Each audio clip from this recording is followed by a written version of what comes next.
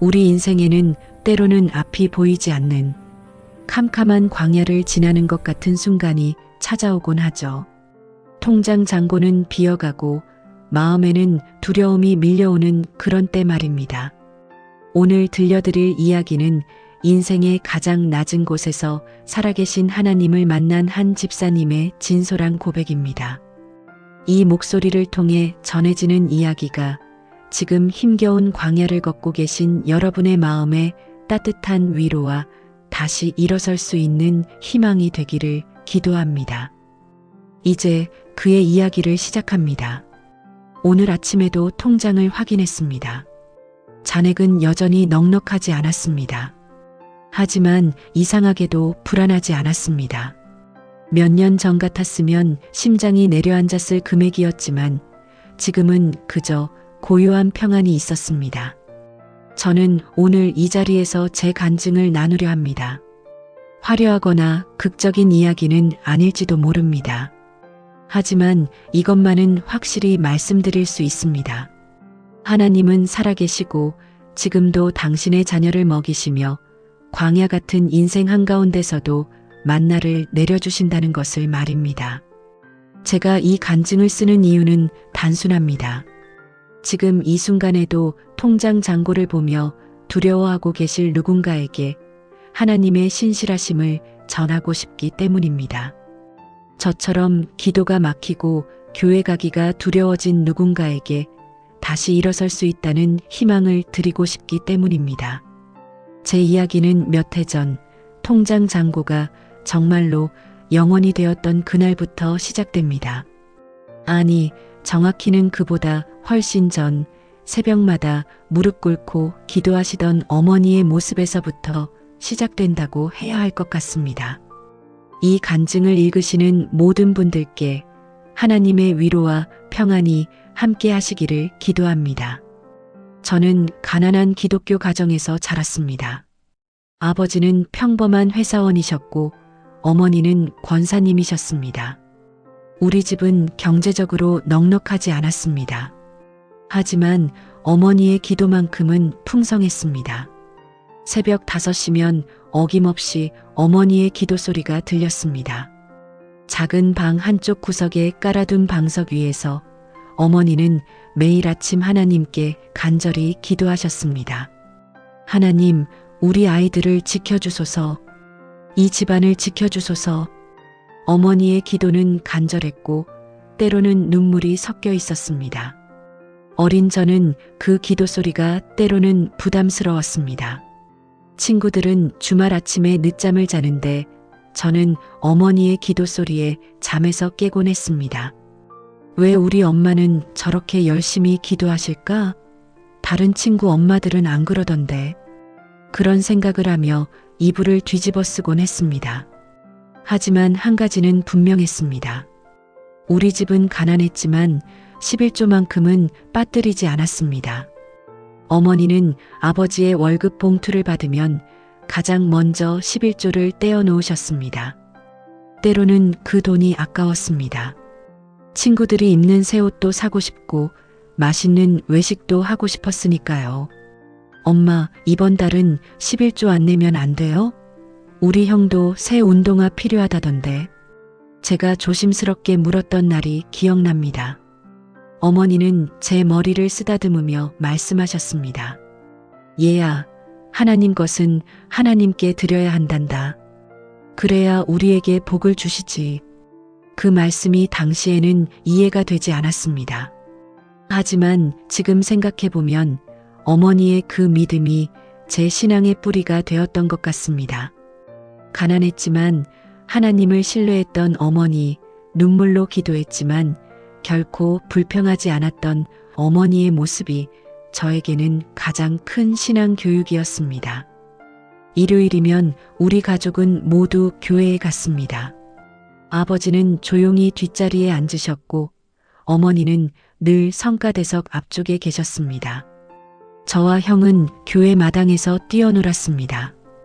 교회는 저에게 집과 같은 곳이었습니다. 그곳에는 늘 웃어주시는 권사님들이 계셨고 따뜻한 인사를 건네주시는 집사님들이 계셨습니다. 중학교에 올라가면서 저는 교회 중등부에 다니기 시작했습니다. 솔직히 말하면 처음에는 친구들을 만나러 가는 것이 더 큰 이유였습니다. 예배 시간보다는 예배 후 함께 먹는 떡볶이가 더 기대되었습니다. 하지만 그때도 어머니는 매주 저를 교회에 보내셨고 새벽마다 저를 위해 기도하셨습니다. 지금 생각해보면 그 기도들이 헛되지 않았다는 것을 알게 됩니다. 어머니가 뿌린 기도의 씨앗들은 세월이 흐른 뒤 제 인생의 가장 어두운 순간에 싹을 틀었습니다. 통장 잔고 영혼을 마주했던 그 절망의 순간에 저를 다시 일으켜 세운 것은 바로 어머니의 그 기도였습니다. 대학에 입학했습니다. 서울의 한 대학이었습니다. 집을 떠나 자취를 시작하면서 저는 서서히 교회에서 멀어졌습니다. 처음에는 바빠서라는 핑계였습니다. 과제도 많고 동아리 활동도 해야 하고 아르바이트도 해야 했습니다.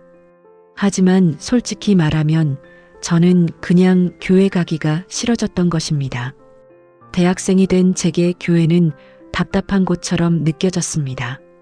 친구들은 주말마다 술을 마시고 놀러 다니는데 저만 교회에 가는 것이 우스꽝스럽게 느껴졌습니다. 어머니는 주말마다 전화를 하셨습니다. 교회는 잘 다니고 있지? 저는 대충 네라고 대답했습니다. 하지만 실상은 달랐습니다. 한 달에 한 번 나가면 다행이었고 나간다 해도 마음이 없었습니다. 예배 시간에는 스마트폰만 만지작거렸고 찬양 시간에도 입만 벙긋거렸습니다. 그렇게 2년이 흘렀습니다. 대학교 3학년 여름방학이었습니다. 친한 선배가 저에게 제안을 했습니다. 야, 우리 교회에서 수련회 가는데 같이 갈래? 재밌을 거야. 저는 별 생각 없이 좋아요라고 대답했습니다. 사실 수련회보다는 여행이 가고 싶었던 것입니다. 수련회 장소는 강원도의 한 수양관이었습니다. 산으로 둘러싸인 조용한 곳이었습니다. 첫날 저녁 캠프파이어를 하며 찬양을 불렀습니다. 나 같은 죄인 살리신. 익숙한 찬양이었지만 그날따라 그 가사가 다르게 들렸습니다. 둘째 날 저녁 집회가 있었습니다. 청년부를 담당하시는 젊은 전도사님이 설교하셨습니다. 여러분, 하나님은 여러분을 사랑하십니다. 지금 이 순간에도 여러분의 이름을 부르고 계십니다. 전도사님의 목소리는 떨렸고 눈에는 눈물이 가득했습니다. 그 순간이었습니다. 제 가슴 깊은 곳에서 뭔가가 터지는 것 같았습니다. 눈물이 쏟아졌습니다. 멈출 수가 없었습니다. 하나님, 죄송합니다. 제 입에서 기도가 흘러나왔습니다. 2년 동안 하지 않았던 기도가 그날 밤 쏟아져 나왔습니다. 전도사님은 단 앞으로 나오라고 하셨습니다. 저는 떨리는 다리로 앞으로 나갔습니다. 강단 앞에 무릎을 꿇었습니다. 그리고 처음으로 진심으로 기도했습니다. 하나님, 제가 잘못했습니다. 교만했습니다. 제 마음대로 살았습니다. 용서해 주세요. 그때 들렸습니다. 정확히 들렸다고 말할 수는 없지만 제 마음 깊은 곳에서 음성이 들렸습니다. 이자가 내 사랑하는 아들이요, 내 기뻐하는 자라. 그 음성은 따뜻했고 부드러웠습니다. 마치 오랜만에 돌아온 아들을 반기는 아버지의 음성 같았습니다. 저는 그날 밤 새벽까지 기도했습니다. 옆에 있던 선배들과 친구들도 함께 기도해 주었습니다. 그리고 결단했습니다. 하나님, 제 인생을 드리겠습니다. 앞으로 주님을 위해 살겠습니다. 그것은 진심이었습니다. 23살 한여름 밤의 헌신이었습니다. 다음 날 아침 저는 어머니께 전화를 드렸습니다. 엄마, 나 어제 하나님 만났어. 이제 진짜 교회 열심히 다닐게. 전화기 너머로 어머니의 흐느끼는 소리가 들렸습니다. 그래, 엄마가 얼마나 기도했는데. 감사합니다, 주님. 어머니는 전화를 끊지 못하고 한참을 우셨습니다. 그날부터 제 인생이 바뀌었습니다. 매주 빠짐없이 교회에 나갔고 청년부 모임에도 열심히 참석했습니다. 새벽 기도는 아직 어려웠지만 적어도 일주일에 한두 번은 나가려고 노력했습니다. 친구들은 제가 달라진 것을 알아챘습니다. 야, 너 요즘 이상하다. 술도 안 마시고 교회만 다니냐? 하지만 저는 신경 쓰지 않았습니다. 주님을 만난 기쁨이 그 어떤 것보다 컸으니까요. 대학을 졸업하고 직장을 다니기 시작했습니다. 작은 IT 회사였지만 저는 만족했습니다. 월급을 받으면 가장 먼저 11조를 떼어 놓았습니다. 어머니가 그러셨던 것처럼 말입니다. 그리고 교회 청년부에서 구역장을 맡았습니다. 직장 생활 3년차가 되던 해 저는 청년부에서 청년 대표를 맡게 되었습니다. 매주 청년부 모임을 이끌었고 새신자를 신방했습니다. 주일에는 주일학교 교사로도 봉사했습니다. 바쁘지만 행복했습니다. 하나님을 섬기는 것이 기쁨이었습니다. 그리고 소연이를 만났습니다. 교회 찬양대에서 봉사하던 자매였습니다. 조용하지만 따뜻한 미소를 가진 사람이었습니다. 저희는 같은 구역이었고 자연스럽게 가까워졌습니다.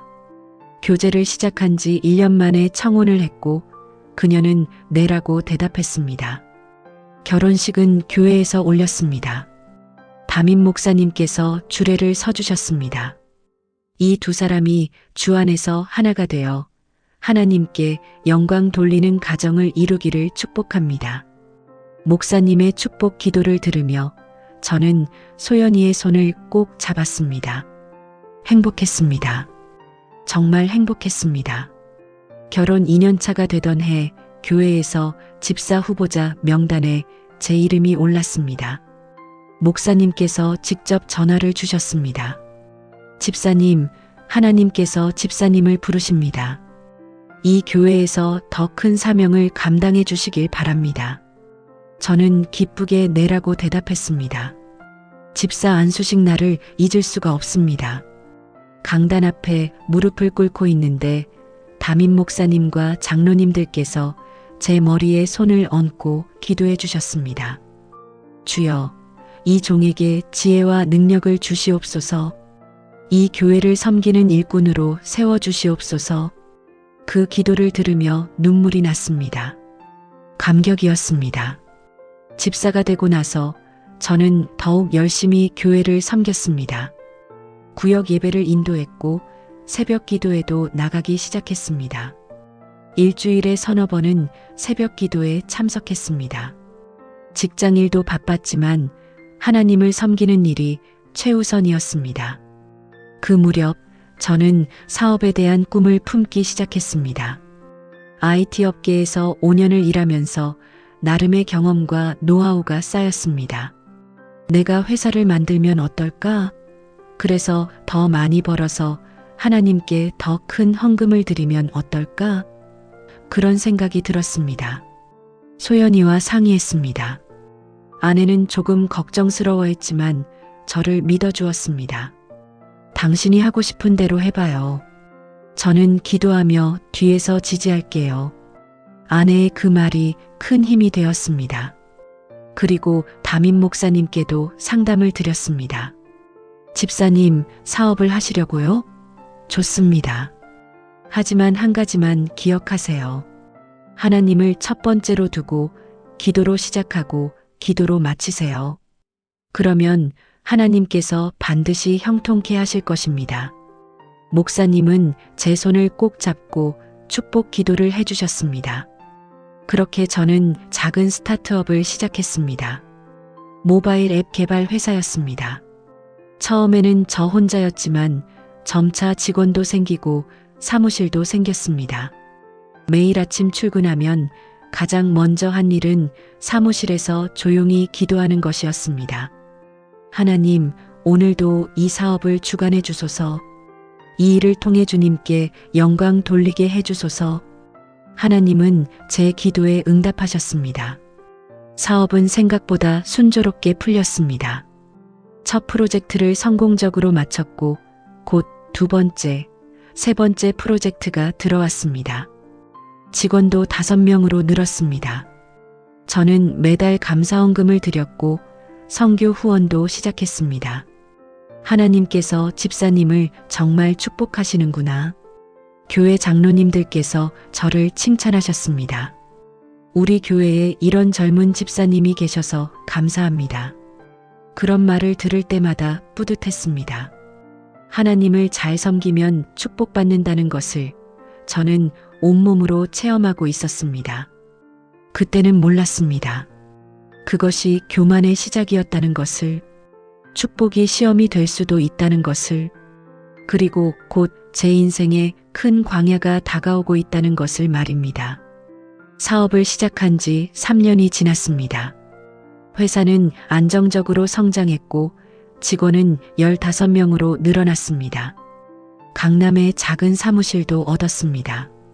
매출도 꾸준히 올랐고 통장 잔고도 제법 두둑해졌습니다. 저는 교회에서도 점점 더 큰 역할을 맡게 되었습니다. 청년부 지도집사가 되었고 재정부서에서도 봉사하게 되었습니다. 매달 헌금도 늘었습니다. 11조는 기본이고 감사헌금, 선교헌금, 건축헌금까지 드렸습니다. 헌금 봉투에 숫자를 쓸 때마다 뿌듯함이 느껴졌습니다.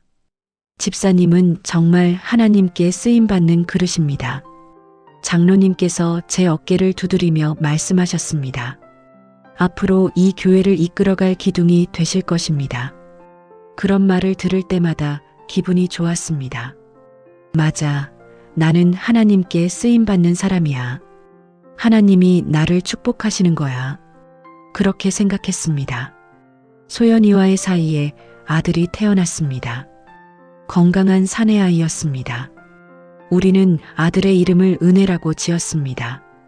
하나님의 은혜로 태어난 아이니까요. 100일 때도 돌 때도 교회에서 감사 예배를 드렸습니다. 하나님 감사합니다. 이 아이도 주님께 드립니다. 사업은 계속 번창했습니다. 대기업과 계약도 성사되었고 해외 프로젝트도 따냈습니다. 은행 대출도 갚았고 저축도 시작했습니다. 부모님께 용돈도 드리기 시작했습니다. 어머니는 눈물을 흘리며 기뻐하셨습니다. 하나님께서 우리 아들을 이렇게 축복하시네. 하지만 그때부터였던 것 같습니다. 조금씩, 아주 조금씩 변하기 시작한 것이 처음에는 제 자신도 눈치채지 못했습니다. 너무나 자연스럽고 당연한 변화처럼 느껴졌으니까요. 하지만 지금 돌아보면 그것은 교만이었습니다. 회사가 바쁘다는 핑계로 구역 예배 인도를 빠지기 시작했습니다. 집사님, 이번 주 구역 예배 괜찮으시죠? 구역장님이 전화하시면 죄송합니다. 이번 주는 미팅이 있어서요. 다음 주에는 꼭 가겠습니다 하고 미루곤 했습니다. 다음 주도 마찬가지였습니다.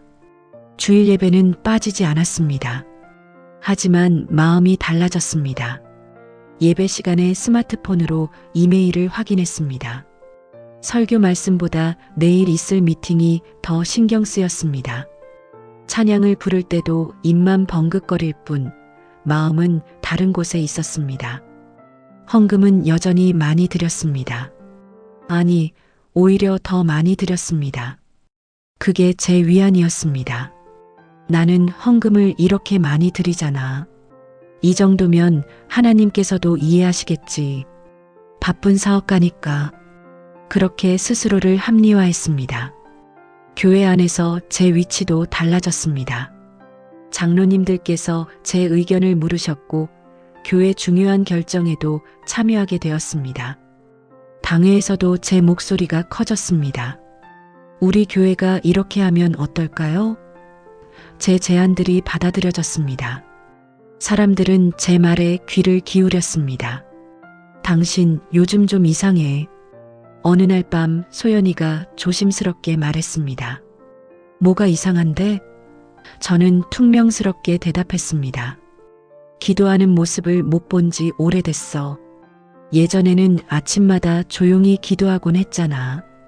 요즘은 일어나자마자 핸드폰만 보고 여보, 이해해줘. 지금 회사가 얼마나 바쁜데. 기도는 나중에 해도 돼. 하나님도 이해하실 거야. 저는 아내의 말을 대수롭지 않게 넘겼습니다. 아내는 더 이상 말하지 않았습니다. 하지만 그녀의 눈에는 걱정이 가득했습니다. 돌이켜보면 그때 아내의 말을 들었어야 했습니다. 하지만 저는 듣지 않았습니다. 아니, 듣고 싶지 않았습니다. 저는 제가 잘하고 있다고 믿었습니다. 하나님께서 저를 축복하시는 것은 제가 잘해서라고 생각했습니다. 제 능력으로, 제 실력으로 이룬 것이라고 착각했습니다. 그것이 제 가장 큰 실수였습니다. 하나님을 잊어버린 것. 아니, 정확히는 하나님을 뒤로 미룬 것. 여전히 교회에는 나갔고 헌금도 드렸지만 제 마음의 중심에는 하나님이 아닌 제 사업이 있었습니다. 하나님보다 돈이, 하나님보다 성공이 더 중요했습니다. 새벽 기도를 끄는 것은 사업 5년차가 되던 해였습니다.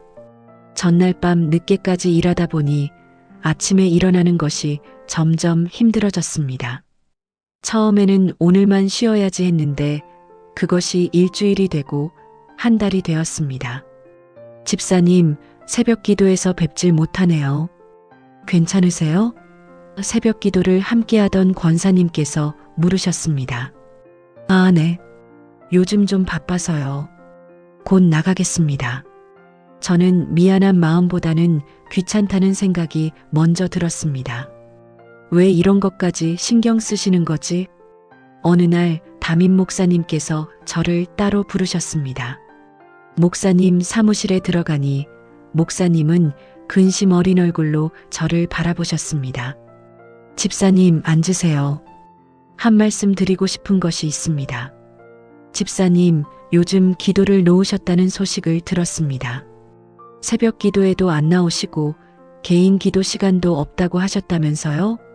목사님의 목소리는 부드러웠지만 단호함이 느껴졌습니다. 저는 괜히 변명을 늘어놓았습니다.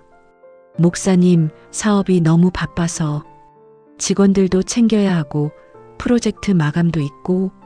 목사님은 제 말을 끊지 않고 끝까지 들으셨습니다. 그리고 천천히 입을 여셨습니다. 집사님, 제가 목회를 30년 넘게 했습니다. 그동안 많은 성도들을 봤습니다. 사업이 잘 되면서 하나님을 잊어버린 사람들을 많이 봤습니다. 집사님, 기도를 놓으시면 안 됩니다. 아무리 바빠도, 아무리 성공해도 기도만은 놓으시면 안 됩니다. 기도가 없으면 우리는 그저 세상 사람과 다를 바가 없습니다. 사업의 성공이 영혼의 성공을 보장하지 않습니다. 목사님의 눈에는 눈물이 맺혔습니다. 집사님, 제가 보기에 지금 집사님은 위험합니다. 하나님보다 사업을 더 사랑하고 계십니다. 이대로 가시면 제가 걱정됩니다. 목사님은 제 손을 꼭 잡으셨습니다. 제발 기도로 돌아오십시오. 새벽 기도에 나오십시오. 그 순간 저는 뭔가 찔리는 것을 느꼈습니다. 마음 한구석이 아팠습니다. 하지만 그 아픔을 인정하고 싶지 않았습니다. 목사님, 걱정해 주셔서 감사합니다. 하지만 저는 괜찮습니다. 교회도 빠지지 않고 나오고 헌금도 열심히 드리잖아요. 조금만 더 있으면 여유가 생길 것 같습니다. 그때 다시 새벽 기도 나가겠습니다. 목사님은 깊은 한숨을 쉬셨습니다. 집사님, 그 조금 더가 언제입니까? 사업은 끝이 없습니다. 돈은 끝이 없습니다. 기다리다 보면 평생 기다리게 됩니다. 목사님은 다시 한번 제 손을 잡고 기도해 주셨습니다. 주님, 이 종을 불쌍히 여기시고 다시 주님께로 돌아오게 해주소서. 목사님 방을 나오면서 저는 기분이 이상했습니다. 화가 났습니다. 나를 왜 저렇게 몰아붙이시는 거지? 내가 뭘 잘못했다고? 교회도 열심히 나가고 헌금도 많이 드리는데 새벽기도 몇 번 안 나갔다고 저렇게까지 말씀하시나? 그날 저녁 소연이에게 털어놨습니다. 여보, 목사님이 나한테 기도 안 한다고 혼내셨어. 좀 심하지 않아? 아내는 한참을 말없이 저를 바라보다가 조용히 말했습니다. 여보, 목사님 말씀이 맞는 것 같아. 나도 같은 걱정을 하고 있었어. 당신이 예전 같지 않아. 예전에는 매일 아침 기도하고 성경 읽고 그랬잖아. 요즘은 일어나자마자 핸드폰부터 확인하고 밤에 집에 와서도 노트북만 들여다봐. 은혜도 아빠랑 놀고 싶어 하는데 당신은 늘 바빠. 아내의 눈에서 눈물이 흘렀습니다. 여보, 우리가 뭐가 부족해서 이렇게까지 일해야 해? 돈은 충분히 벌고 있잖아. 이제 좀 쉬면서 가족과 시간을 보내고 하나님께 집중하면 안 될까? 나는 당신이 무너질까봐 무서워. 저는 아내를 안아주지 못했습니다. 오히려 짜증이 났습니다. 무너지긴 뭐가 무너져? 나 잘하고 있어. 다들 왜 이러는 거야? 저는 방문을 닫고 나와버렸습니다. 그날 밤 저는 거실 소파에서 잤습니다. 지금 생각하면 그때가 마지막 기회였던 것 같습니다. 목사님의 경고, 아내의 눈물, 그것들이 모두 하나님께서 보내신 신호였습니다. 돌아오라. 지금이라도 돌아오라. 하나님은 제게 말씀하고 계셨습니다. 하지만 저는 듣지 않았습니다. 제 귀를 막았습니다. 제 길을 고집했습니다. 그리고 그 대가는 제가 상상했던 것보다 훨씬 컸습니다. 곧 제 인생에 큰 폭풍이 몰아칠 것이었습니다. 통장 잔고, 영원, 그 암흑의 날들이 시작되려 하고 있었습니다. 그날은 평범한 화요일 오후였습니다. 저는 사무실에서 다음 프로젝트 기획서를 검토하고 있었습니다. 직원들은 각자 자리에서 열심히 일하고 있었고 모든 것이 평화로워 보였습니다. 하지만 그 평화는 곧 깨지게 되었습니다. 전화벨이 울렸습니다. 우리 회사 최대 거래처인 어기업의 담당자였습니다. 사장님, 급하게 말씀드릴 게 있어서요. 혹시 지금 시간 괜찮으세요? 목소리가 평소와 달랐습니다. 무언가 심각한 일이 있다는 것을 직감했습니다. 네, 말씀하세요. 제 목소리도 긴장되어 있었습니다. 그가 전한 소식은 청천벽력 같았습니다. 죄송합니다, 사장님. 저희 회사가 유동성 위기로 인해 진행 중인 모든 프로젝트를 중단하기로 했습니다. 사장님 회사와의 계약도 해지할 수밖에 없을 것 같습니다. 머릿속이 하얘졌습니다. 어기업과의 프로젝트는 우리 회사 매출의 절반 이상을 차지하고 있었습니다. 잠깐만요. 계약서에는 위약금 조항이 있잖아요. 그것은 어떻게 되는 건가요? 제 목소리는 떨렸습니다. 그게 저희가 법원에 회생 절차를 신청한 상태라서요. 위약금은 물론이고 이미 진행된 작업에 대한 대금도 당분간은 지급이 어려울 것 같습니다. 전화를 끊고 나서 저는 한참을 멍하니 앉아 있었습니다. 계산을 해봤습니다. 어기업에서 받아야 할 돈이 8천만 원이었습니다. 이미 작업은 80% 이상 완료된 상태였습니다. 그 돈을 받지 못한다는 것은 우리가 그동안 투입한 인건비와 시간을 모두 날리는 것과 같았습니다. 더 큰 문제는 따로 있었습니다. 다음 달에 직원 월급이 3천만 원, 사무실 임대료가 500만 원, 각종 운영비가 1,000만 원 이상 나가야 했습니다. 그리고 은행 대출 이자도 갚아야 했습니다. 어기업에서 받을 돈으로 이 모든 것을 충당하려 했는데 그게 막혀버린 것입니다. 그날 저녁 집에 돌아가는 발걸음이 무거웠습니다. 소연이가 저녁을 차려놓고 기다리고 있었습니다. 여보, 왜 이렇게 늦어? 밥 먹어. 아내의 밝은 미소가 제 마음을 더 아프게 했습니다. 어떻게 말해야 할까요? 여보, 사실은 저는 오늘 있었던 일을 털어놨습니다. 아내의 얼굴이 점점 굳어졌습니다. 8천만 원을 못 받는다고? 그럼 우리는 어떻게 되는 거야? 저는 대답할 수 없었습니다. 저도 알 수 없었으니까요. 그날 밤 저는 처음으로 오랜만에 기도했습니다. 아니, 기도라기보다는 하나님께 따지는 것에 가까웠습니다. 하나님, 왜 이러십니까? 제가 뭘 잘못했습니까? 교회도 열심히 다니고 헌금도 많이 드렸는데 왜 이런 일이 생기는 겁니까? 하지만 하늘은 침묵했습니다. 아무 응답도 들리지 않았습니다.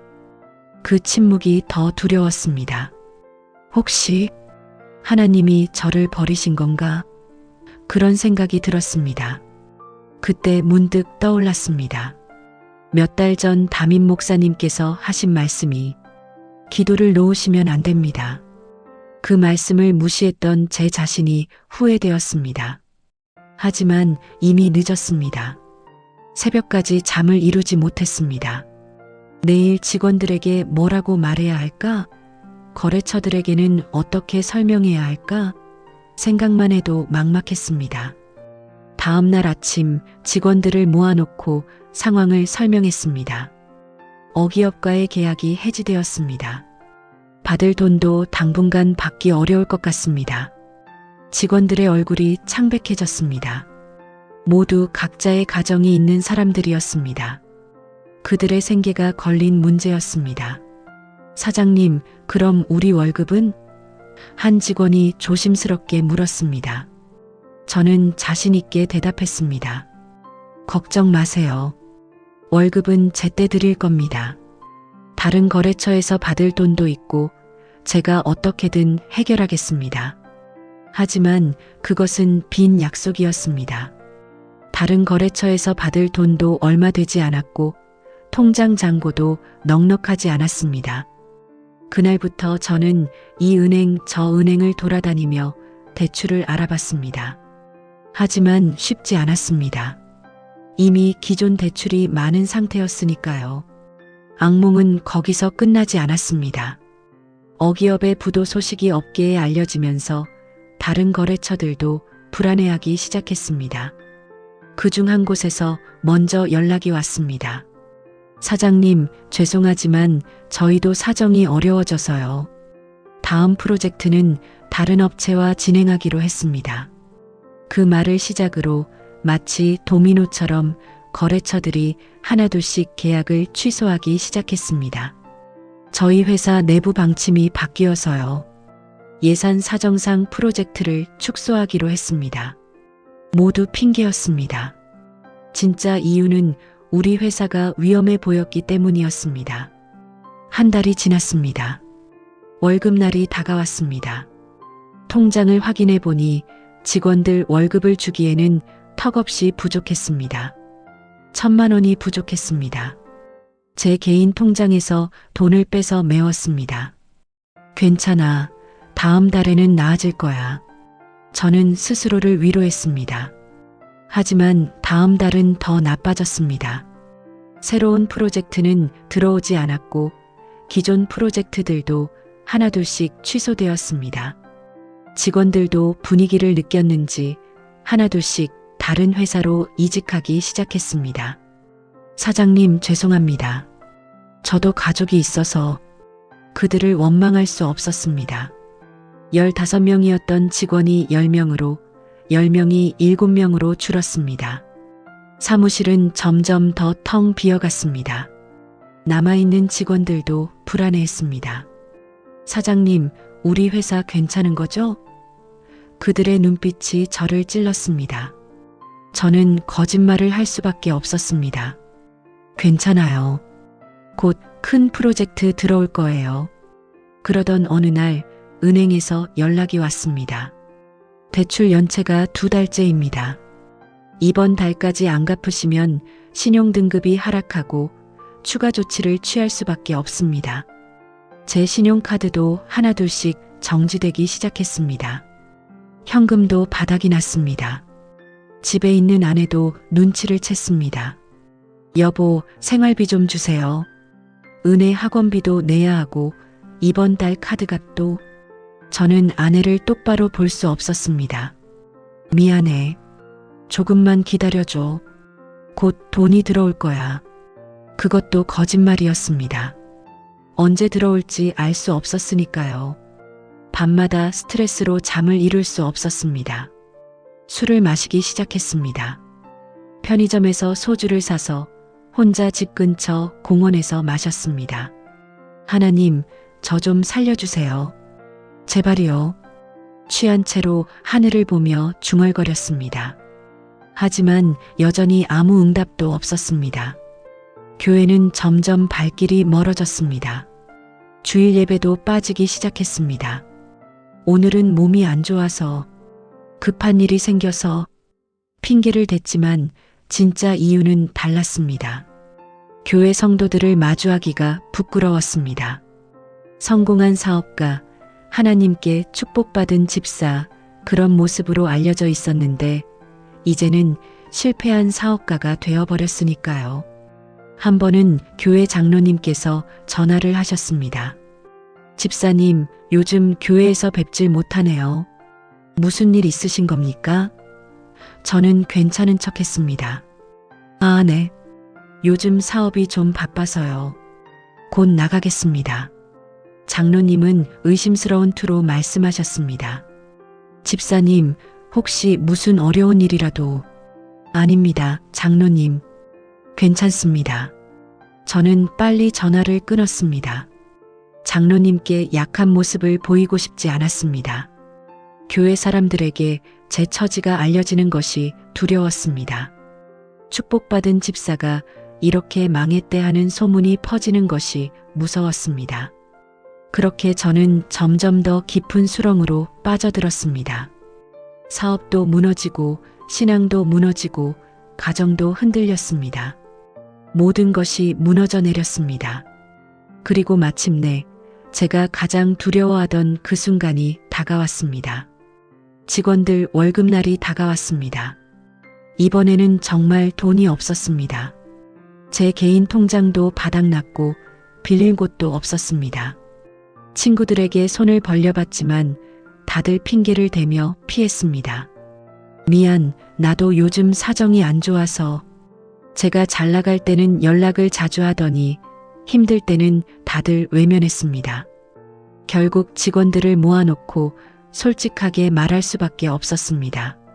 죄송합니다. 이번 달 월급을 드릴 수가 없을 것 같습니다. 조금만 기다려주시면. 제 목소리는 떨렸고 고개를 들 수 없었습니다. 한 직원이 벌떡 일어났습니다. 사장님, 저희도 먹고 살아야 합니다. 제 아내가 지금 임신 중이에요. 병원비도 내야 하고 애 학원비도 내야 한다고요. 그의 목소리는 절규에 가까웠습니다. 다른 직원들도 하나둘씩 불만을 터뜨렸습니다. 사장님만 믿고 이 회사에 남아 있었는데 집사님이시라면서요? 하나님 믿는 사람이 이럴 수 있습니까? 그 말이 제 가슴을 찔렀습니다. 맞습니다. 저는 집사였습니다. 하나님을 믿는다고 고백했던 사람이었습니다.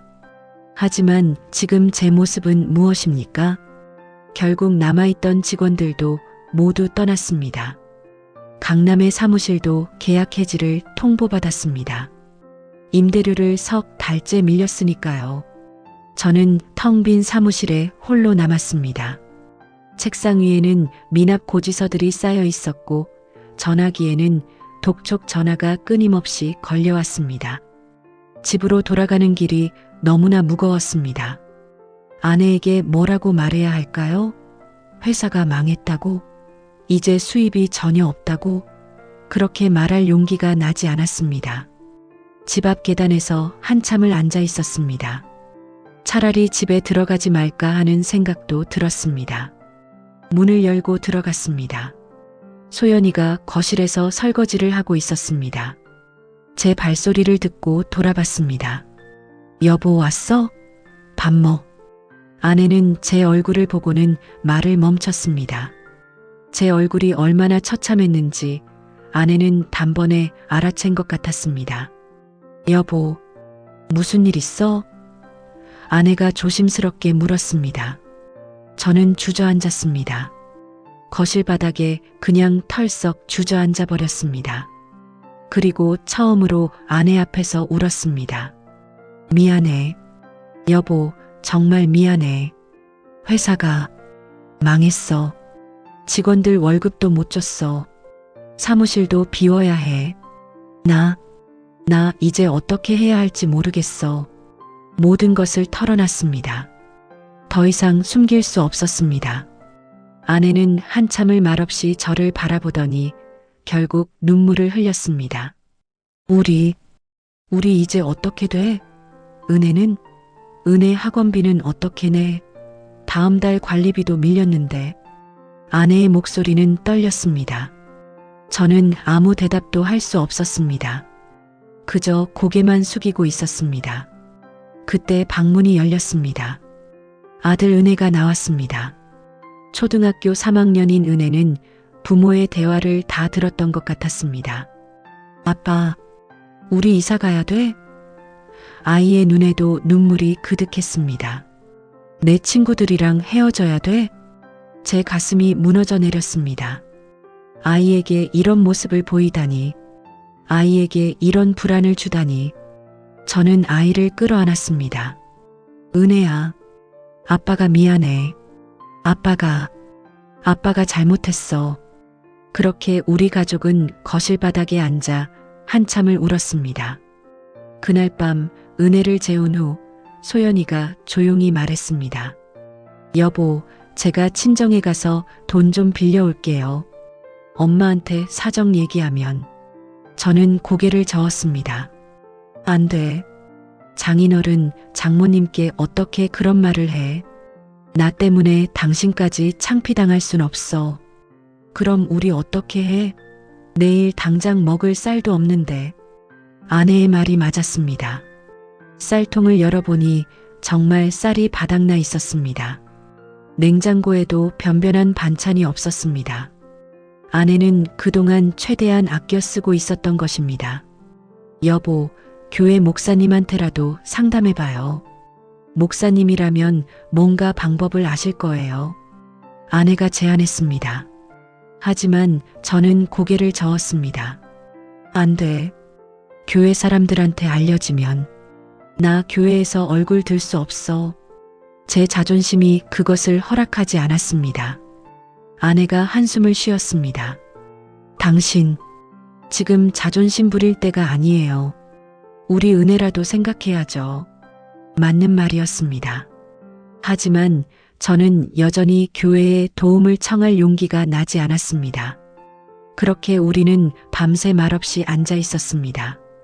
다음 날 아침 저는 모든 통장을 정리해 봤습니다. 회사 통장은 물론 제로였습니다. 개인 통장도 거의 바닥이었습니다. 여기저기 모아보니 딱 100만 원이 남아 있었습니다. 100만 원. 그것이 우리 가족에게 남은 전부였습니다. 100만 원으로 무엇을 할 수 있을까요? 관리비를 내면 50만 원이 남습니다. 은혜 학원비를 내면 20만 원이 남습니다. 그걸로 한 달을 버티라고? 불가능했습니다. 계산을 하면 할수록 절망적이었습니다. 신용카드는 이미 모두 정지되었습니다. 은행 대출도 더 이상 받을 수 없었습니다. 이미 연체자 신세였으니까요. 법원에서 독촉장이 날아왔습니다. 채권자들이 움직이기 시작한 것입니다. 제 명의로 된 모든 것이 압류 위험에 처했습니다. 결국 아내가 친정에 갔습니다. 저는 말리지 못했습니다. 우리에게 다른 선택지가 없었으니까요.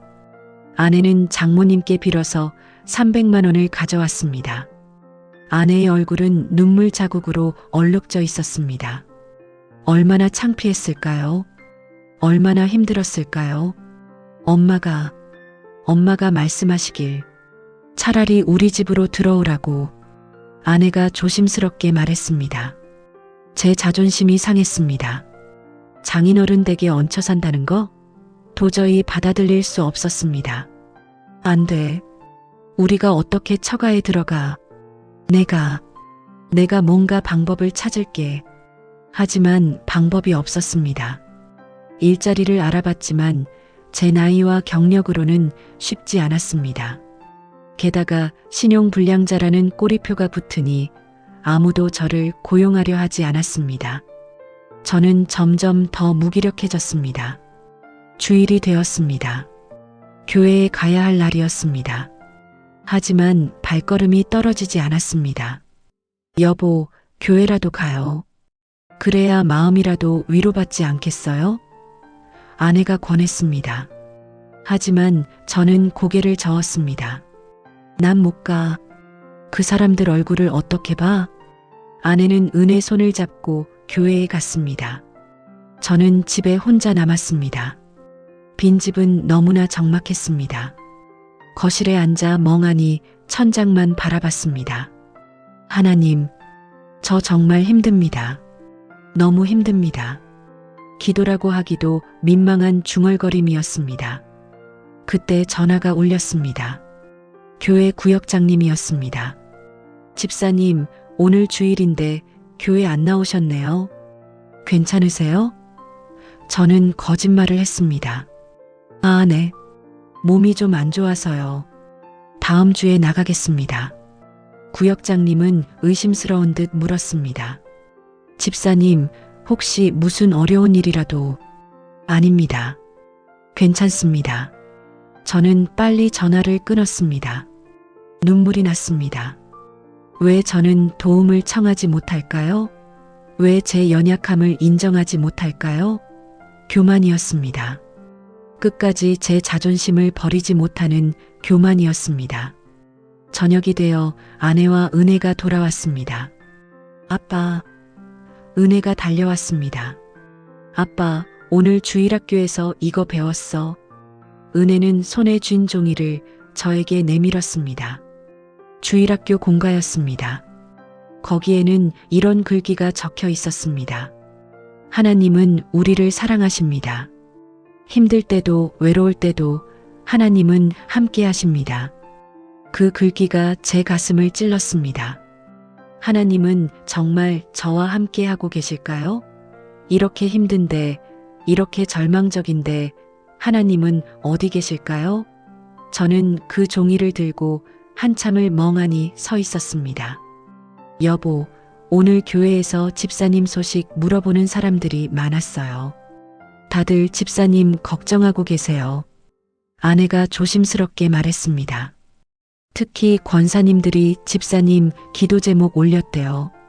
새벽 기도 때마다 집사님 위해서 기도한다고. 제 눈에서 눈물이 흘렀습니다. 교회 성도들이 저를 위해 기도하고 있다니. 제가 그들을 피하고 있는데 그들은 여전히 저를 위해 기도하고 있다니. 제 마음 한구석이 따뜻해졌습니다. 하지만 동시에 더 부끄러웠습니다. 그날 밤 저는 오랜만에 무릎을 꿇었습니다. 제대로 된 기도는 몇 달 만이었습니다. 하나님, 저 정말 힘듭니다. 어떻게 해야 할지 모르겠습니다. 제가 교만했습니다. 제가 잘못했습니다. 하지만 이제는 정말 혼자서는 안 될 것 같습니다. 도와주세요. 기도는 그렇게 끝났습니다. 극적인 응답도 없었고 하늘이 열리는 것도 없었습니다. 하지만 묘하게 마음 한구석이 조금 가벼워진 것 같았습니다. 아주 조금, 정말 조금이었지만 무언가 희망 같은 것이 생긴 것 같았습니다. 통장 잔고 100만 원. 그것은 제게 마지막 보루이자 동시에 새로운 시작점이 될 수도 있었습니다. 저는 아직 몰랐습니다. 하나님께서 저를 광야로 인도하신 이유를, 그리고 그 광야에서 어떤 은혜를 경험하게 될지를 말입니다. 그날 아침은 평생 잊을 수 없을 것입니다. 아내가 아침 식사 준비를 하다가 제게 조심스럽게 말했습니다. 여보, 쌀이 떨어졌어요. 오늘 장 좀 봐와야 할 것 같은데. 저는 통장에 남은 돈을 확인하려고 스마트폰 뱅킹 앱을 열었습니다. 화면에 표시된 숫자를 보는 순간 숨이 멎었습니다. 0원. 정확히 0원이었습니다. 어제 관리비 자동이체가 빠져나가면서 마지막 남은 돈마저 사라진 것입니다. 제 손이 떨렸습니다. 핸드폰을 떨어뜨릴 뻔했습니다. 여보? 아내가 제 표정을 보고 물었습니다. 저는 핸드폰 화면을 아내에게 보여줬습니다. 아내의 얼굴이 창백해졌습니다. 0원? 정말 0원이에요? 아내의 목소리가 떨렸습니다. 저는 고개를 끄덕일 수밖에 없었습니다. 내 통장도 확인해 볼게요. 아내가 급하게 자신의 핸드폰을 꺼냈습니다. 아내 통장에는 3만 원이 남아 있었습니다. 겨우 3만 원. 그것으로 우리 가족 셋이 오늘 하루를 버텨야 했습니다. 내일은? 모레는? 저는 생각하고 싶지 않았습니다. 그날 아침 저희는 남은 쌀로 마지막 밥을 지었습니다. 반찬이라고는 김치 한 가지뿐이었습니다. 은혜가 물었습니다. 엄마, 오늘은 계란 안 줘요? 나 계란 좋아하는데. 아내는 억지로 웃으며 대답했습니다. 은혜야, 오늘은 김치가 정말 맛있게 익었어. 맛있게 먹어봐. 제 눈에서 눈물이 흘렀습니다. 아이에게 계란 하나 제대로 못 사주는 아빠. 제가 무슨 아빠입니까? 제가 무슨 가장입니까? 밥을 먹는 것이 아니라 삼키는 것 같았습니다. 목구멍으로 넘어가지 않았습니다. 은혜를 학교에 보낸 후 저는 집 근처 편의점 ATM기 앞으로 갔습니다. 혹시 몰라서였습니다. 혹시 제가 잘못 본 건 아닐까? 혹시 어디선가 돈이 입금되지는 않았을까? 그런 희망을 품고 카드를 넣었습니다. 화면에 표시된 메시지 잔액 부족. 출금할 수 없다는 안내였습니다. 저는 다른 카드를 넣어봤습니다. 역시 같은 메시지였습니다. 모든 카드가 정지되었거나 잔액이 0원이었습니다. 저는 ATM기 앞에 멍하니 서 있었습니다. 편의점 직원이 제게 물었습니다. 손님 괜찮으세요? 얼굴이 안 좋아 보이시는데. 저는 아무 말도 할 수 없었습니다. 그저 고개를 저으며 편의점을 나왔습니다. 발걸음이 떨어지지 않았습니다. 집으로 돌아갈 용기가 나지 않았습니다. 공원 벤치에 앉았습니다. 11월에 찬바람이 불었지만 느껴지지 않았습니다. 정신이 없었습니다. 머릿속이 하얗게 비었습니다. 어떻게 하지? 오늘 저녁은? 내일은? 은혜 학원비는? 다음 달 집세는? 질문들이 끝없이 떠올랐지만 답은 하나도 없었습니다. 핸드폰이 울렸습니다. 채권자였습니다. 언제까지 이럴 겁니까? 법적 조치 취하겠습니다. 전화를 끊었지만 곧 다른 번호로 또 걸려왔습니다. 저는 결국 핸드폰을 꺼버렸습니다. 하지만 그것이 해결책은 아니었습니다. 현실은 변하지 않았습니다. 벤치에 앉아 하늘을 올려다봤습니다. 맑은 하늘이었습니다. 구름 한 점 없는 파란 하늘. 다른 사람들에게는 아름다운 날씨였겠지만 저에게는 그저 냉혹한 현실일 뿐이었습니다. 하나님, 정말 계시기는 한 겁니까? 제가 이렇게 힘든데 왜 아무 응답도 없으십니까? 그때 문득 떠올랐습니다. 몇 년 전 제가 집사 안수를 받던 날, 하나님께 영광 돌리겠습니다. 제가 했던 서원, 그때 저는 정말 그렇게 믿었습니다. 하나님을 위해 살겠다고, 헌신하겠다고. 그런데 지금의 제 모습은 무엇입니까? 성공했을 때는 교만했고 실패하니까 원망합니다. 잘 될 때는 하나님을 찬양했지만 힘들 때는 하나님을 의심합니다. 이것이 제 신앙이었습니다. 이것이 집사였던 제 모습이었습니다. 저는 제 자신이 너무나 부끄러웠습니다. 오후가 되어 집으로 돌아갔습니다. 아내가 걱정스러운 얼굴로 저를 맞았습니다. 여보, 어디 갔다 왔어? 연락이 안 돼서 걱정했잖아. 저는 아무 말도 할 수 없었습니다. 그저 고개만 숙이고 있었습니다. 아내는 더 이상 묻지 않았습니다. 제 표정만 봐도 알았을 것입니다. 그날 저녁 우리 가족은 라면을 끓여 먹었습니다. 아내가 남은 3만 원으로 편의점에서 산 라면 3개였습니다. 은혜는 와 라면이다 하며 좋아했습니다. 아이는 몰랐습니다. 이것이 우리에게 남은 마지막 식사가 될 수도 있다는 것을, 부모가 얼마나 절박한지를. 그날 밤 잠을 이룰 수 없었습니다. 옆에서 아내와 아들이 자고 있었습니다. 은혜의 평화로운 얼굴을 보니 가슴이 찢어졌습니다.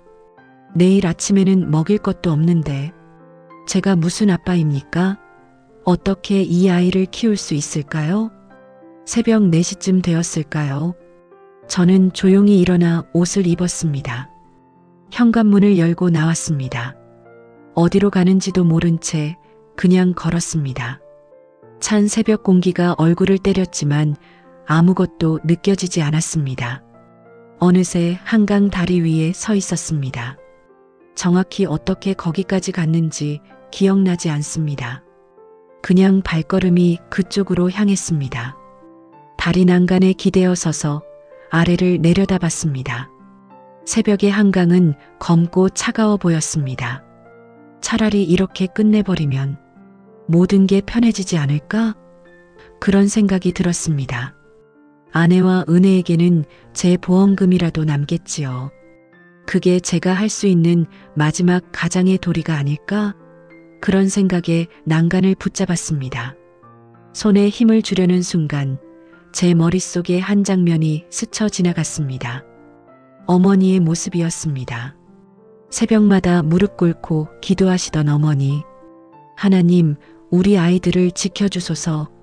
눈물로 기도하시던 어머니의 모습이 생생하게 떠올랐습니다. 어머니께 전화가 왔던 날이 떠올랐습니다. 몇 주 전이었습니다. 아들아, 엄마가 어젯밤 꿈에 내가 나왔어. 힘들어하는 것 같더라. 혹시 무슨 일 있니? 저는 괜찮다고 거짓말을 했습니다. 어머니는 그래도 엄마가 매일 새벽 기도에서 너 위해 기도할게 하셨습니다. 어머니는 지금도 저를 위해 기도하고 계실 것입니다. 제가 얼마나 힘든지도 모르신 채 그저 하나님께 아들을 맡기며 기도하고 계실 것입니다. 그런 어머니에게 제가 이런 선택을 한다? 어머니의 기도를 이렇게 배신한다? 그리고 은혜의 얼굴이 떠올랐습니다. 아빠 하며 달려오던 아들. 제 품에 안겨 아빠 사랑해 하던 그 작은 목소리. 주일학교 공가를 들고 와서 아빠 오늘 이거 배웠어 하던 순진한 눈빛. 제가 그 아이에게 이런 아픔을 줄 수 있을까요? 난간에서 손을 놨습니다. 그리고 그 자리에 주저앉았습니다. 눈물이 쏟아졌습니다. 하나님, 저를 용서하소서. 제가 얼마나 큰 죄를 지으려 했습니까? 용서하소서. 새벽 한강 다리 위에서 저는 통곡했습니다. 하나님, 제가 교만했습니다. 제가 주님을 잊어버렸습니다. 제 능력을 믿고 제 힘을 의지했습니다. 주님을 첫 자리에 두지 않았습니다. 용서해 주소서. 제발 용서해 주소서. 기도는 절규였습니다. 온 마음을 다한 회개였습니다. 얼마나 울었을까요?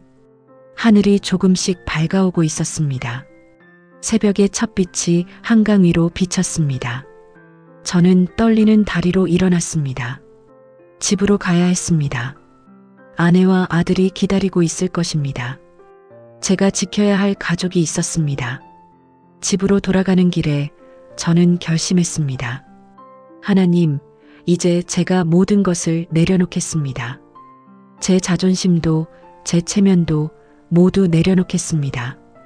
교회로 돌아가겠습니다. 기도로 돌아가겠습니다.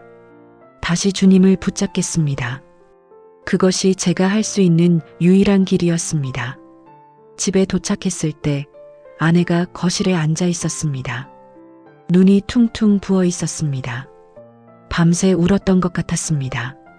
여보, 아내가 떨리는 목소리로 불렀습니다. 저는 아내를 안았습니다. 미안해. 정말 미안해. 이제 제대로 할게. 아내도 울었습니다. 우리는 그렇게 한참을 안고 있었습니다. 말은 필요 없었습니다. 우리가 함께 이 고난을 견뎌내야 한다는 것, 서로를 붙잡고 가야 한다는 것, 그것만으로 충분했습니다. 그날 오후 초인종이 울렸습니다. 아내가 문을 열어보니 교회 권사님 두 분이 서 계셨습니다. 어머니와 함께 새벽 기도를 드리시던 김 권사님과 박 권사님이셨습니다. 집사님 댁 맞으시죠? 저희가 신방 왔습니다. 당황했습니다. 집안이 얼마나 초라한지 변변한 반찬도 없고 손님 대접할 것도 없었습니다. 하지만 권사님들은 개의치 않으셨습니다. 괜찮습니다. 저희가 그냥 잠깐 들렀습니다. 하시며 거실로 들어오셨습니다. 김 권사님께서 큰 보따리를 내려놓으셨습니다.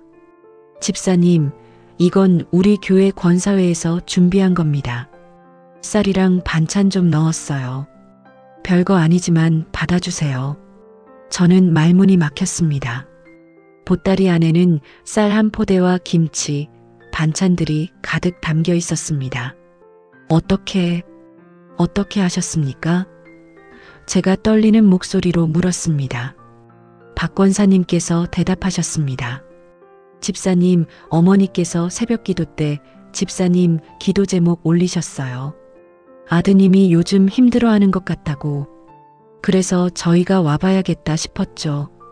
제 눈에서 눈물이 흘렀습니다.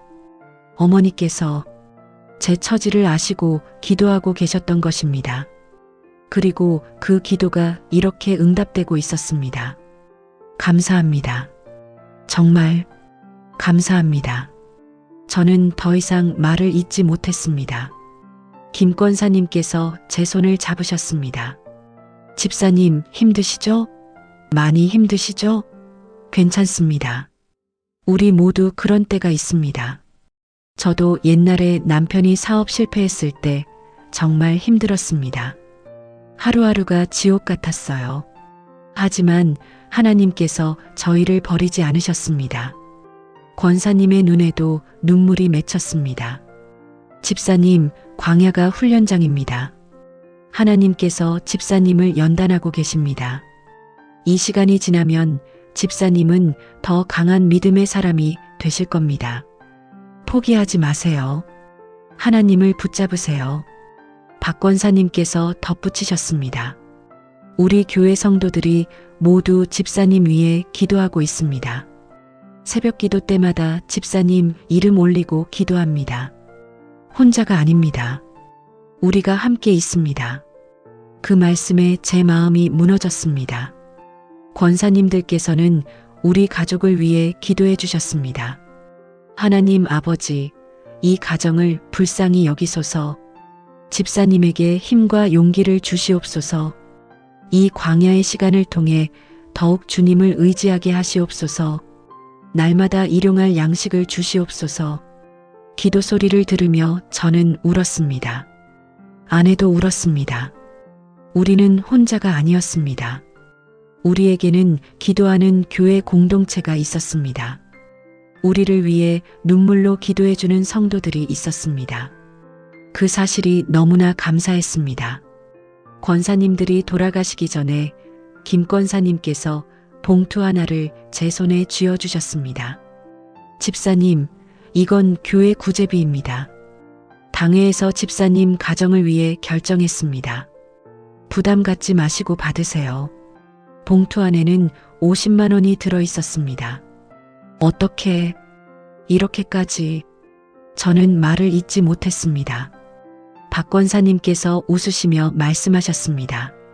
집사님도 예전에 교회 위에 많이 헌신하셨잖아요. 이제 교회가 집사님을 돕는 겁니다. 이게 바로 교회 아니겠습니까? 서로 사랑하고 돕는 것. 권사님들이 떠나신 후 저와 아내는 한참을 멍하니 앉아 있었습니다. 쌀과 반찬, 그리고 50만 원. 이것이 하나님께서 보내주신 응답이었습니다. 기도의 응답이었습니다. 우리가 가장 절박했을 때 하나님께서는 교회 공동체를 통해 우리를 도우신 것입니다. 여보, 오늘 저녁은 제대로 먹을 수 있겠어요? 아내가 눈물을 닦으며 말했습니다. 그날 저녁 우리는 권사님들께서 주신 반찬으로 식사를 했습니다.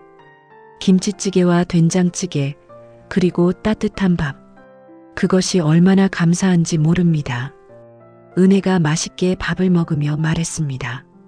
엄마, 오늘 반찬 정말 맛있어요. 아내가 웃으며 대답했습니다. 그래, 정말 맛있지? 하나님께서 우리에게 주신 음식이야. 그 말을 들으며 저는 다시 한번 하나님의 은혜를 깨달았습니다. 다음 날 새벽이었습니다. 알람이 울리기 전에 저는 눈을 떴습니다. 시계를 보니 새벽 5시 10분 교회 새벽기도 시간이 5시 30분이었습니다. 3년 만에 다시 새벽기도에 나가기로 결심한 순간이었습니다. 조용히 옷을 입고 현관으로 나가려는데 아내가 일어나 있었습니다. 여보, 새벽기도 가는 거예요? 저는 고개를 끄덕였습니다. 아내의 눈에 눈물이 고였습니다. 다녀와요. 저도 기도할게요. 아내의 그 한마디가 제게 큰 힘이 되었습니다. 11월의 새벽은 추웠습니다. 하지만 제 마음은 뜨거웠습니다. 교회로 가는 발걸음이 떨렸지만 동시에 기대되었습니다. 얼마 만에 가는 교회일까요? 얼마 만에 드리는 새벽 기도일까요? 가슴이 두근거렸습니다. 교회 문을 열고 들어갔습니다. 본당 불이 켜져 있었고 벌써 몇몇 성도들이 와서 기도하고 계셨습니다. 제가 들어가자 권사님 한 분이 저를 알아보셨습니다. 어머, 집사님. 다른 권사님들도 고개를 돌려 저를 보셨습니다. 저는 부끄러웠습니다. 그동안 교회를 외면했던 제 자신이. 하지만 권사님들의 표정에는 비난이 없었습니다. 오히려 환영과 기쁨이 가득했습니다. 집사님, 오셨네요. 기다렸습니다. 김 권사님께서 제 손을 잡으셨습니다. 뒤쪽 자리에 앉으려는데 한 권사님께서 앞자리로 오라고 손짓하셨습니다. 집사님, 여기 앉으세요. 저는 얼떨결에 앞자리에 앉았습니다. 찬송이 시작되었습니다. 나 같은 죄인 살리신. 익숙한 찬송이었지만 그날따라 가사가 다르게 들렸습니다. 나 같은 죄인 살리신 주 은혜 놀라워. 찬송을 부르는데 눈물이 났습니다. 정말 저는 죄인이었습니다. 교만했고 하나님을 멀리했고 돈과 성공을 더 사랑했습니다. 그런 제가 여기 다시 서 있다는 것, 그것 자체가 은혜였습니다. 담임 목사님께서 강단에 오르셨습니다.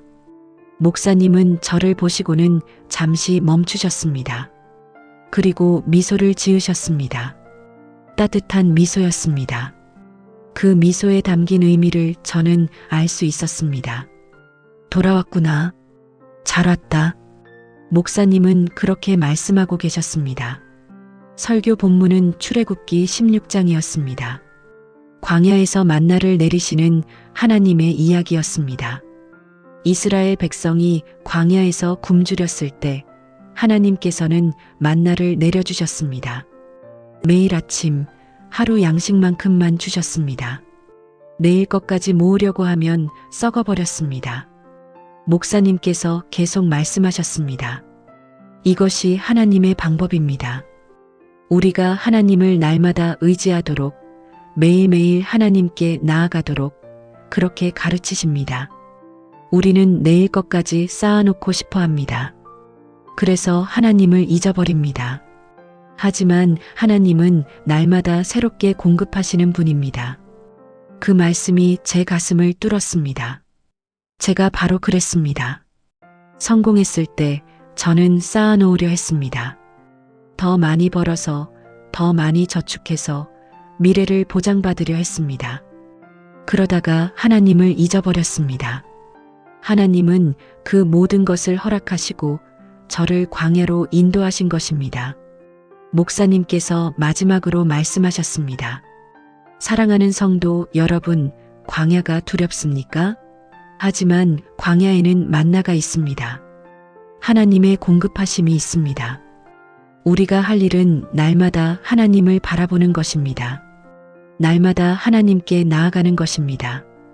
그러면 하나님께서 일용할 양식을 주실 것입니다. 설교가 끝나고 기도 시간이 되었습니다. 저는 강단 앞으로 나갔습니다. 무릎을 꿇었습니다.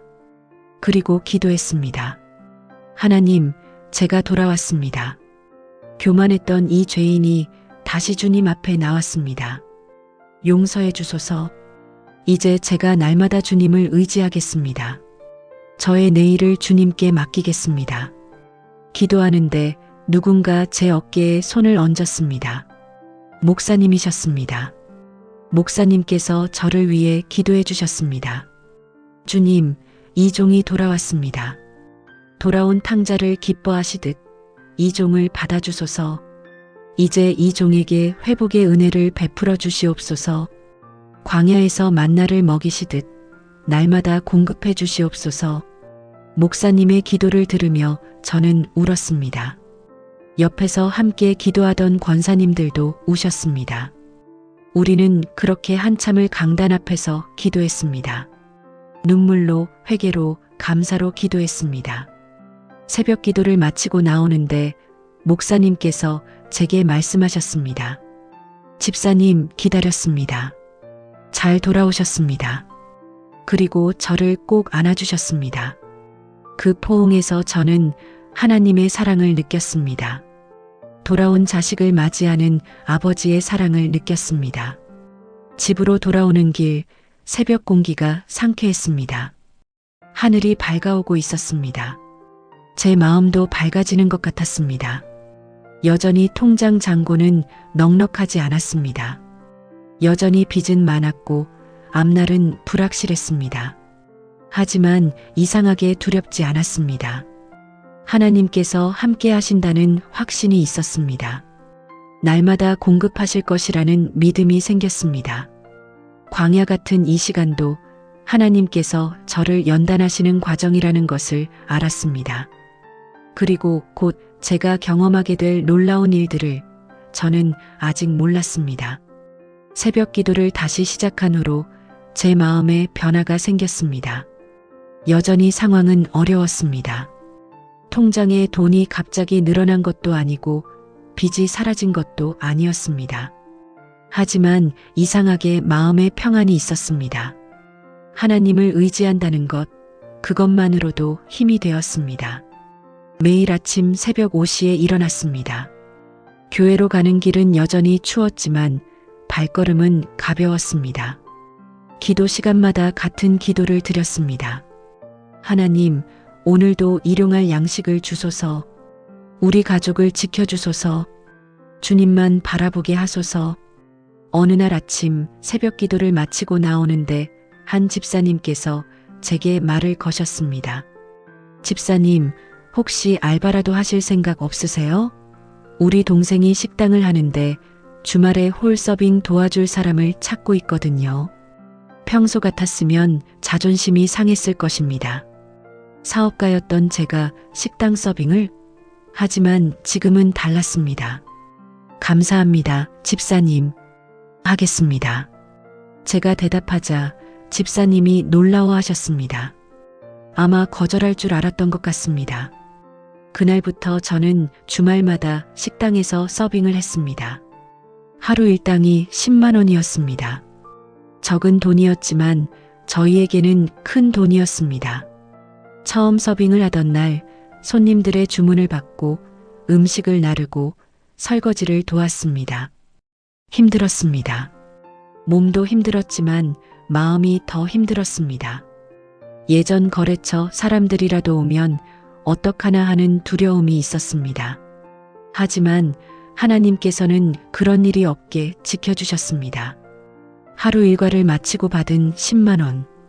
그 돈을 들고 집으로 돌아가는 길에 저는 눈물이 났습니다. 부끄러워서가 아니었습니다. 감사해서였습니다.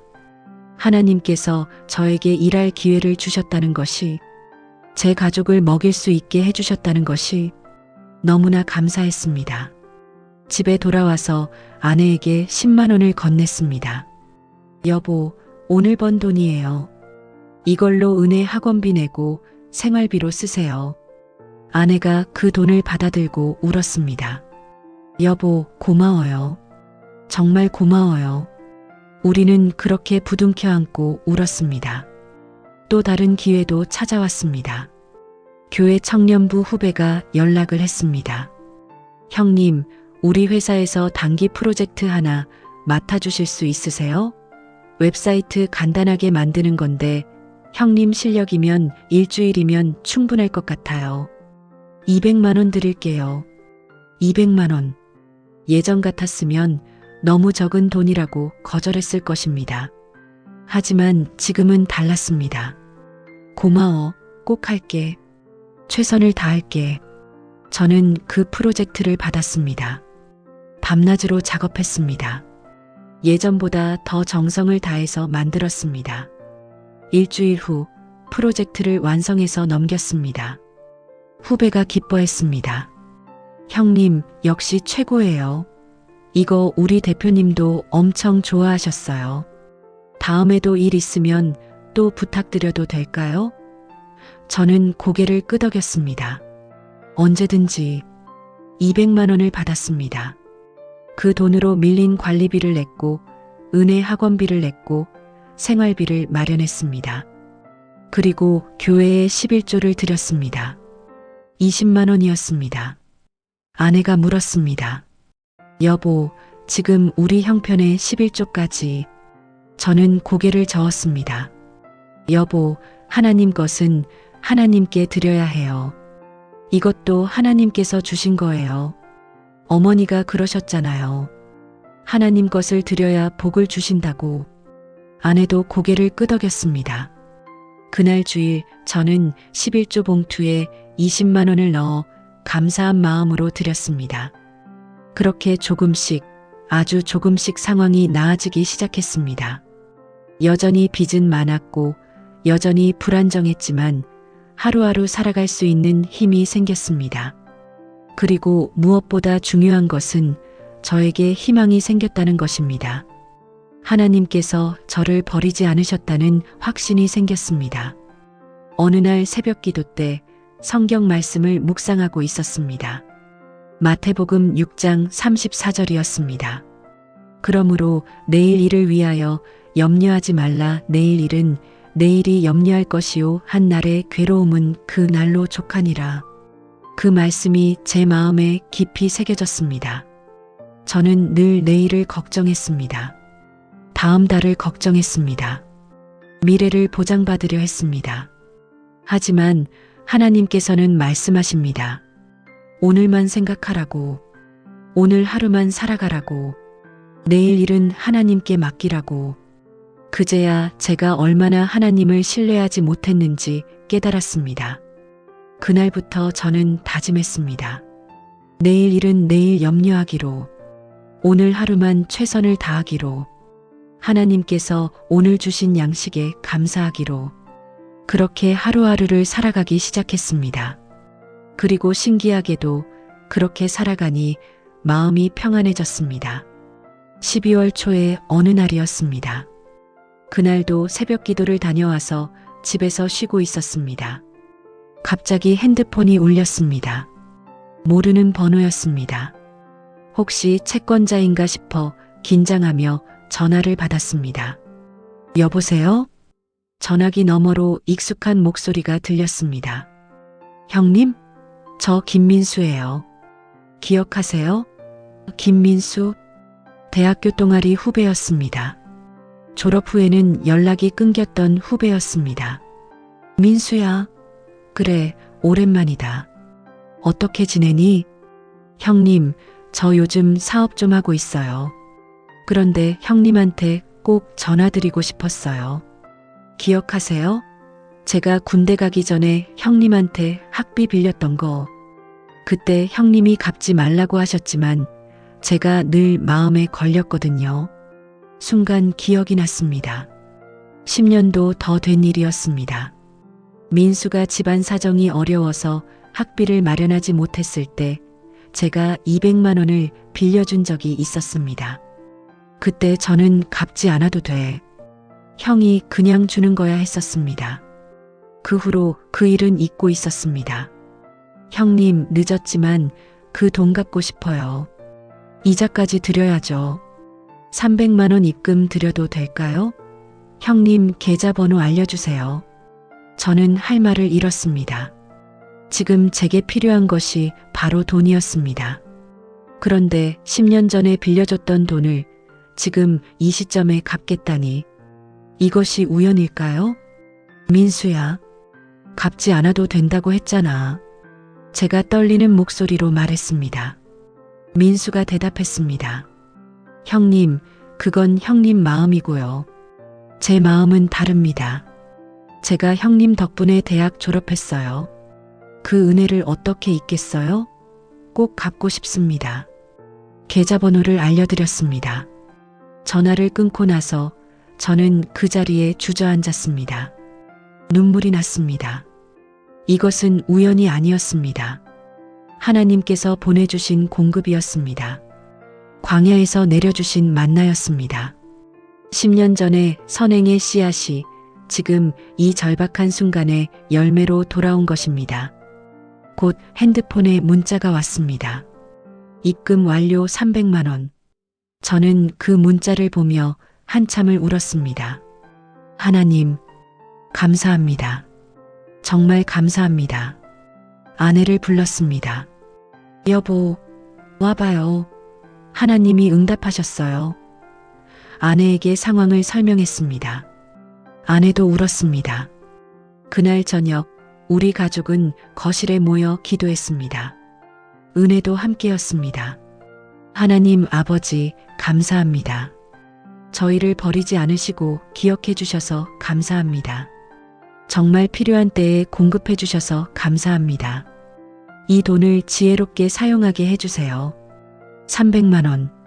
그 돈으로 우리는 가장 급한 것들을 처리했습니다. 밀린 공과금을 냈고, 은혜 학원비를 냈고, 식료품을 샀습니다. 그리고 11조 30만 원을 따로 떼어 놓았습니다. 다음 주일에 드리기로 했습니다. 새벽 기도 때 저는 이 간증을 나눴습니다. 권사님들, 제게 기적이 일어났습니다. 하나님께서 정말 필요한 때에 공급해 주셨습니다. 권사님들이 함께 기뻐하며 할렐루야 외쳤습니다. 김 권사님께서 말씀하셨습니다. 그렇죠, 집사님. 하나님은 살아계십니다. 우리 기도 들으십니다. 그날 이후로 저는 확신했습니다. 하나님께서는 정말 살아계시고 저를 지켜보고 계시고 제 기도를 들으신다는 것을, 그리고 곧 더 놀라운 일들이 일어나게 될 것이라는 것을. 하나님의 공급하심은 그것으로 끝이 아니었습니다.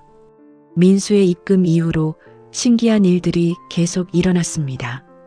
마치 하나님께서 내가 너와 함께 한다는 것을 보여주시려는 것처럼 작은 기적들이 연속되었습니다. 하루하루가 놀라움의 연속이었습니다. 어느 날은 교회 구역장님께서 연락을 주셨습니다. 집사님, 우리 집에 쓰던 쌀이 너무 많아요. 집사님 댁에 좀 나눠드리고 싶은데 괜찮으세요? 쌀 20kg를 가져다 주셨습니다.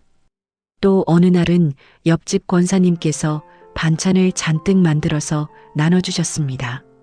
우리 집에서 다 못 먹겠더라고요. 집사님 댁에서 드세요. 처음에는 부끄러웠습니다. 이렇게 도움을 받는 것이. 하지만 아내가 말했습니다. 여보, 이것도 하나님의 은혜예요. 감사히 받아야죠. 우리도 나중에 여유 생기면 다른 사람들 도울 수 있잖아요. 아내의 말이 맞았습니다. 저는 감사한 마음으로 받았습니다.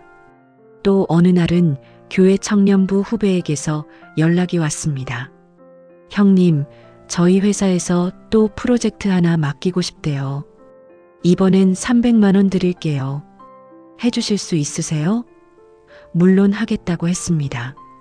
밤낮으로 작업해서 2주 만에 완성했습니다. 식당 서빙 일도 계속되었습니다. 주말마다 나가서 일했습니다. 힘들었지만 불평하지 않았습니다. 오히려 감사했습니다. 일할 수 있다는 것이, 돈을 벌 수 있다는 것이, 가족을 먹여 살릴 수 있다는 것이 너무나 감사했습니다. 어느 날 식당 사장님께서 저를 불러 말씀하셨습니다. 집사님, 일 정말 잘하시네요. 손님들도 집사님 친절하다고 좋아하시고, 다음 달부터 하루 일당 12만 원 드릴게요. 그리고 평일에도 나오실 수 있으면 좋겠는데. 저는 감사하다고 말씀드렸습니다. 주말 이틀, 평일 이틀, 일주일에 나흘을 일하게 되었습니다. 한 달이면 거의 200만 원 가까이 벌 수 있었습니다.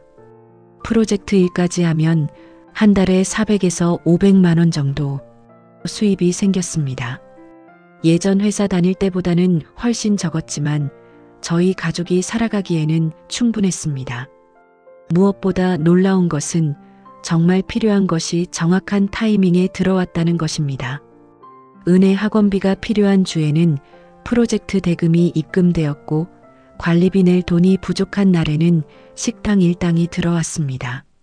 하나님께서 정말 우리의 필요를 아시고 정확히 공급해 주시는 것 같았습니다. 어느 날은 정말 신기한 일이 있었습니다. 그날은 은혜 병원비가 급하게 필요한 날이었습니다. 은혜가 감기에 걸려서 병원에 갔는데 약값까지 15만 원이 나왔습니다. 그런데 통장에는 10만 원밖에 없었습니다. 5만 원이 부족했습니다. 하나님, 5만 원만 필요합니다. 은혜 약을 사야 합니다. 기도하고 집으로 돌아오는 길이었습니다. 아파트 우편함을 열어봤습니다.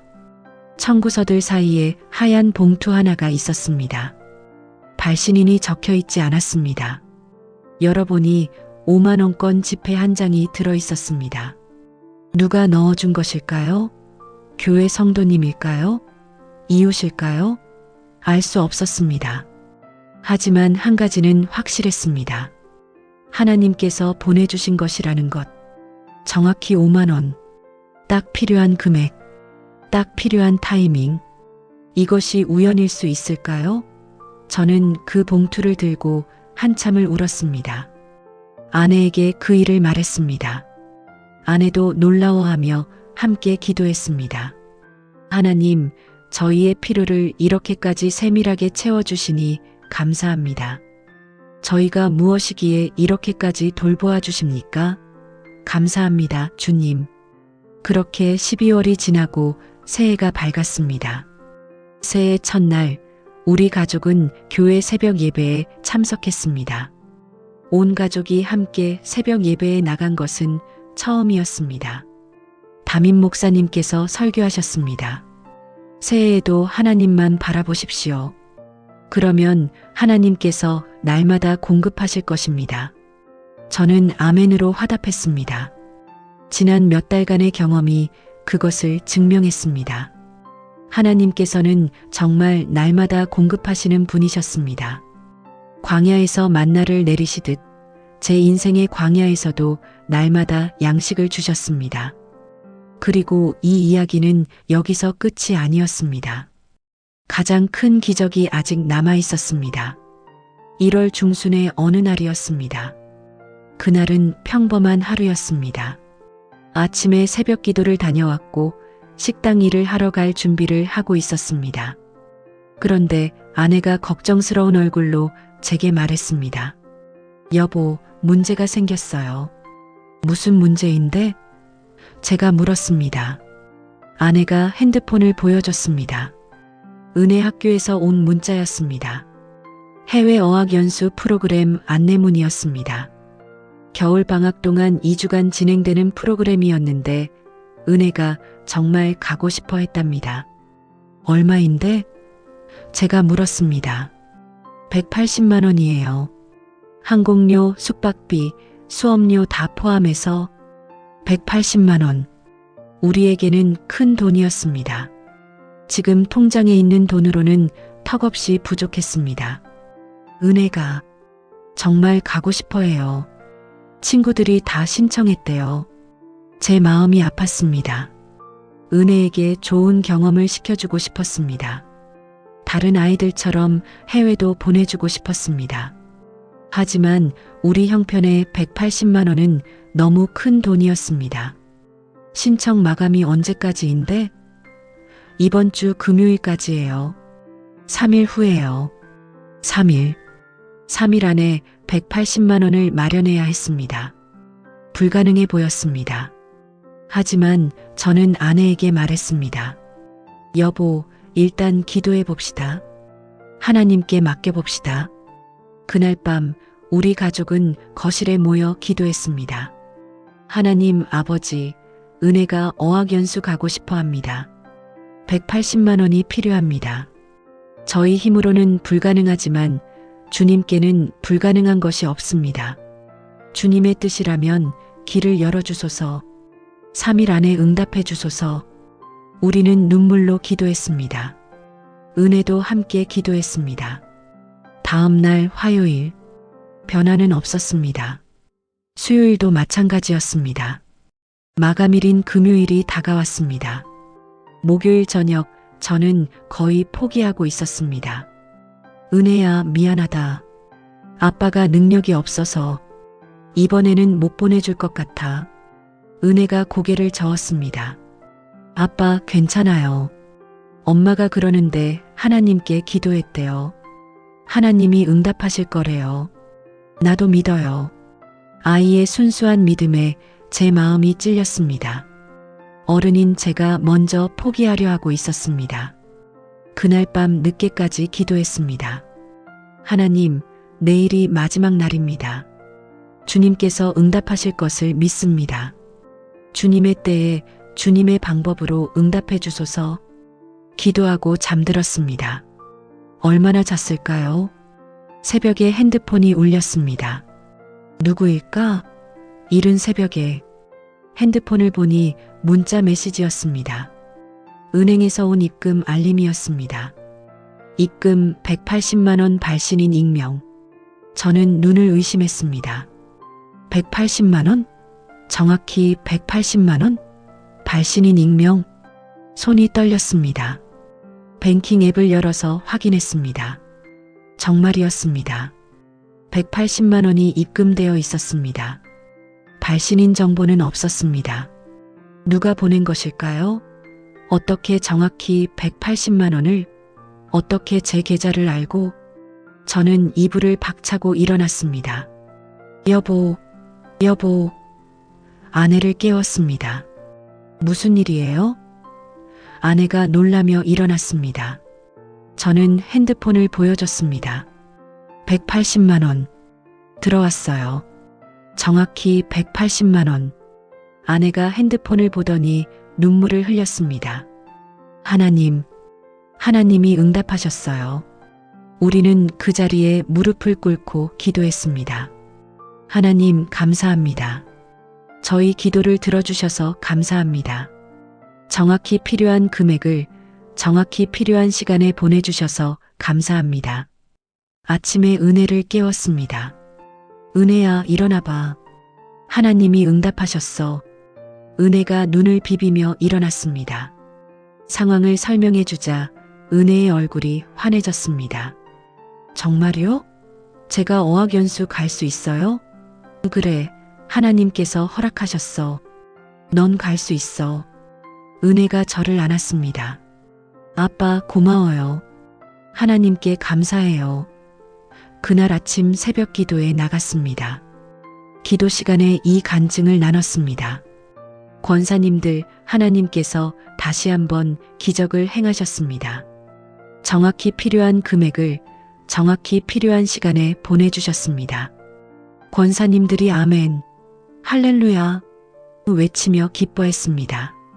담임 목사님께서도 감동하시며 말씀하셨습니다. 보십시오, 성도 여러분. 하나님은 살아계십니다. 우리의 기도를 들으시고 응답하십니다. 이것이 바로 광야의 만나입니다.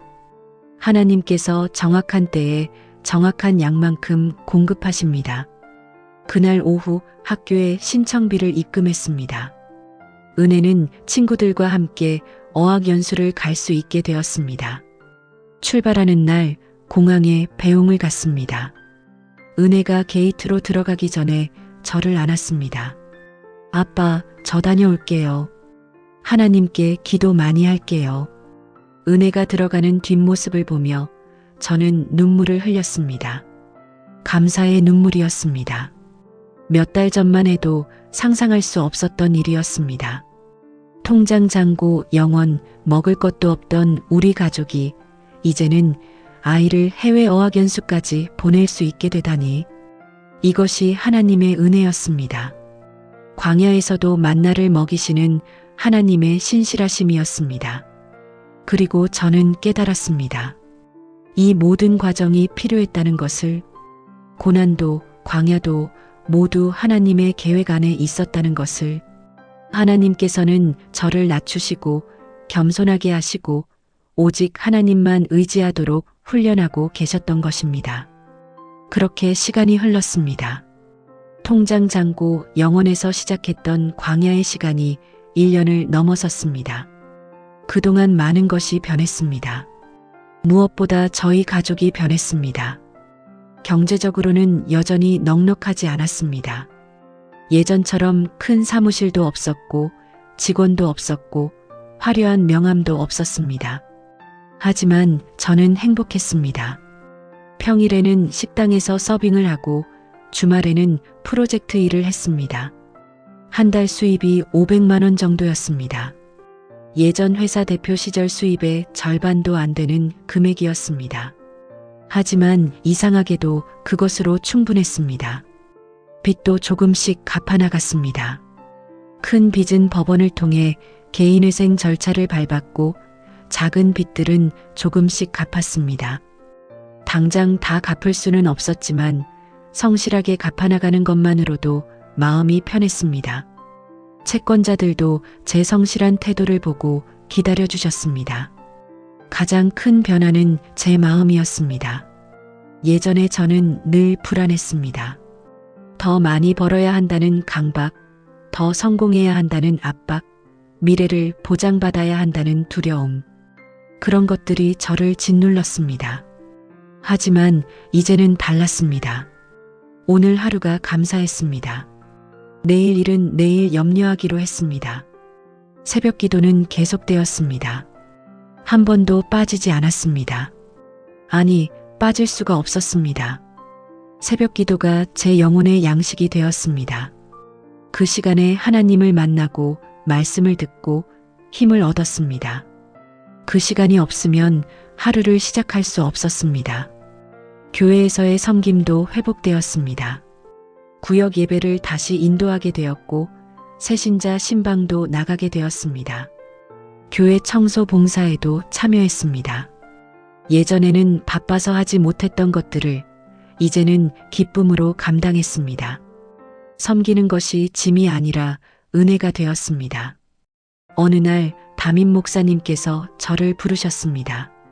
집사님, 다음 달 간증 집회 때 간증 좀 해주실 수 있겠습니까? 집사님의 이야기를 교인들과 나누면 좋을 것 같습니다. 저는 잠시 망설였습니다. 제 부끄러운 과거를, 제 실패를 모든 사람 앞에서 고백한다? 하지만 곧 깨달았습니다. 이것이 바로 제가 해야 할 일이라는 것을. 하나님께서 저를 이 광야로 인도하신 이유 중 하나가 이 간증을 통해 다른 사람들에게 소망을 주기 위함이라는 것을. 네, 목사님. 하겠습니다. 제가 대답했습니다. 간증 집회 날이 왔습니다. 본당은 사람들로 가득했습니다. 강단에 섰습니다. 떨렸습니다. 하지만 기도했습니다. 하나님, 제 입술을 열어주소서. 오직 주님께 영광 돌리게 하소서. 그리고 제 이야기를 시작했습니다. 사업의 성공, 교만, 실패, 통장 잔고 영원, 그리고 하나님의 회복. 간증을 하는 동안 여러 번 울었습니다. 청중들도 함께 울었습니다. 간증을 마치고 자리에 앉으니 여러 성도님들이 다가와 손을 잡아주셨습니다.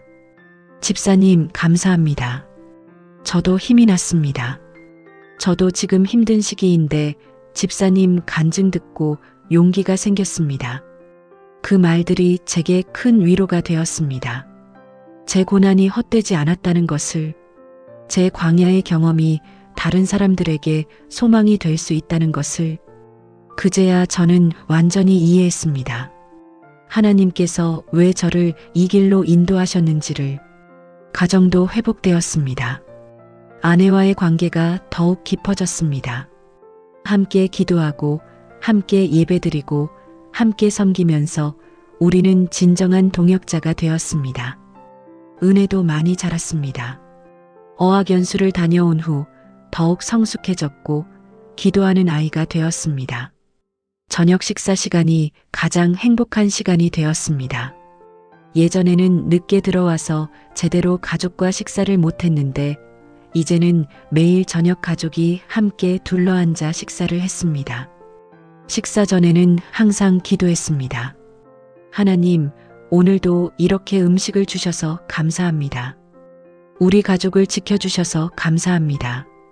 예전 같으면 부족하다고 느꼈을 소박한 식탁이었지만 이제는 그것이 감사했습니다. 밥 한 그릇, 국 한 그릇, 김치 한 접시, 그것만으로도 충분했습니다. 왜냐하면 그것이 하나님께서 오늘 주신 만나였으니까요. 광야를 지나면서 제 신앙이 완전히 바뀌었습니다. 예전에 저는 축복의 신앙을 가지고 있었습니다. 하나님을 잘 섬기면 물질적으로 풍요로워진다는 믿음, 헌금을 많이 드리면 더 많은 것을 받는다는 생각, 성공이 하나님의 축복이라는 착각. 하지만 이제는 알았습니다. 하나님의 축복은 물질에 있지 않다는 것을, 진정한 축복은 하나님과의 관계에 있다는 것을, 매일 하나님을 의지하며 살아가는 것, 그것이 진짜 축복이라는 것을, 통장 잔고가 많아도 하나님 없이 사는 삶은 가난한 것이고 통장 잔고가 영원이어도 하나님과 함께하는 삶은 풍요로운 것이라는 것을 어느 날 새벽기도 시간에 목사님께서 말씀하셨습니다. 성도 여러분, 우리는 광야에서 훈련받는 것을 두려워합니다. 하지만 이스라엘 백성이 광야 40년을 지나면서 얻은 것이 무엇입니까? 바로 하나님을 의지하는 법을 배운 것입니다. 날마다 만나를 받으면서 하나님을 날마다 바라보는 법을 배운 것입니다. 그 말씀이 제 가슴을 울렸습니다. 맞았습니다. 광야는 저주가 아니라 축복이었습니다. 광야가 아니었다면 저는 계속 제 힘으로 살려고 했을 것입니다. 하나님을 뒷전으로 미루며 살았을 것입니다. 하지만 광야에서 저는 배웠습니다. 하나님 없이는 단 하루도 살 수 없다는 것을. 이제 저는 매일 아침 이렇게 기도합니다. 하나님, 오늘도 일용할 양식을 주소서. 오늘 하루도 주님과 함께 걷게 하소서. 오늘 필요한 것을 주시고 내일 일은 주님께 맡깁니다. 그리고 하루를 시작합니다. 걱정 없이, 두려움 없이 오직 하나님만 바라보며. 신기하게도 그렇게 살아가니 모든 것이 공급되었습니다. 필요한 것은 정확한 때에 채워졌습니다. 어떤 때는 예상치 못한 곳에서 돈이 들어왔고, 어떤 때는 누군가 음식을 나눠주었고, 어떤 때는 일거리가 생겼습니다. 매일이 만나의 기적이었습니다. 어머니께 전화를 드렸습니다. 엄마, 저 이제 알겠어요. 엄마가 왜 그렇게 새벽마다 기도하셨는지, 왜 가난해도 11조를 꼭 드리셨는지, 하나님을 의지하는 게 뭔지 이제 알겠어요. 전화기 너머로 어머니가 우셨습니다. 그래, 엄마 기도 응답됐구나. 감사합니다, 주님. 어머니의 기도가 제 삶을 바꾼 것입니다. 수십 년 동안 새벽마다 드리신 어머니의 기도가 제가 광야에서 넘어지지 않게 붙들어 준 것입니다. 그리고 이제 저도 은혜를 위해 같은 기도를 드립니다. 하나님, 우리 아들도 주님을 의지하며 살게 하소서. 교회에서 새신자 양육을 맡게 되었습니다. 제가 실패한 사업가였던 제가, 통장 잔고 영혼을 경험했던 제가, 하지만 목사님께서는 말씀하셨습니다. 그렇기 때문에 집사님이 더 잘 가르칠 수 있습니다. 집사님은 진짜 신앙이 무엇인지 아는 사람입니다. 새신자들을 가르치며 저는 늘 강조했습니다. 하나님을 믿는다는 것은 성공을 보장받는 것이 아닙니다. 고난이 없어지는 것도 아닙니다. 하지만 한 가지는 확실합니다. 어떤 상황에서도 하나님께서 함께 하신다는 것, 날마다 우리가 필요한 것을 공급하신다는 것, 그것이 진짜 축복입니다. 어느 날 양육반에 참석한 한 청년이 물었습니다. 집사님, 그럼 집사님은 다시 사업하고 싶지 않으세요? 예전처럼 성공하고 싶지 않으세요? 저는 잠시 생각했습니다. 그리고 대답했습니다. 물론 사업을 다시 할 수도 있겠지요. 하나님께서 그 길로 인도하신다면요. 하지만 예전처럼 돌아가고 싶지는 않습니다.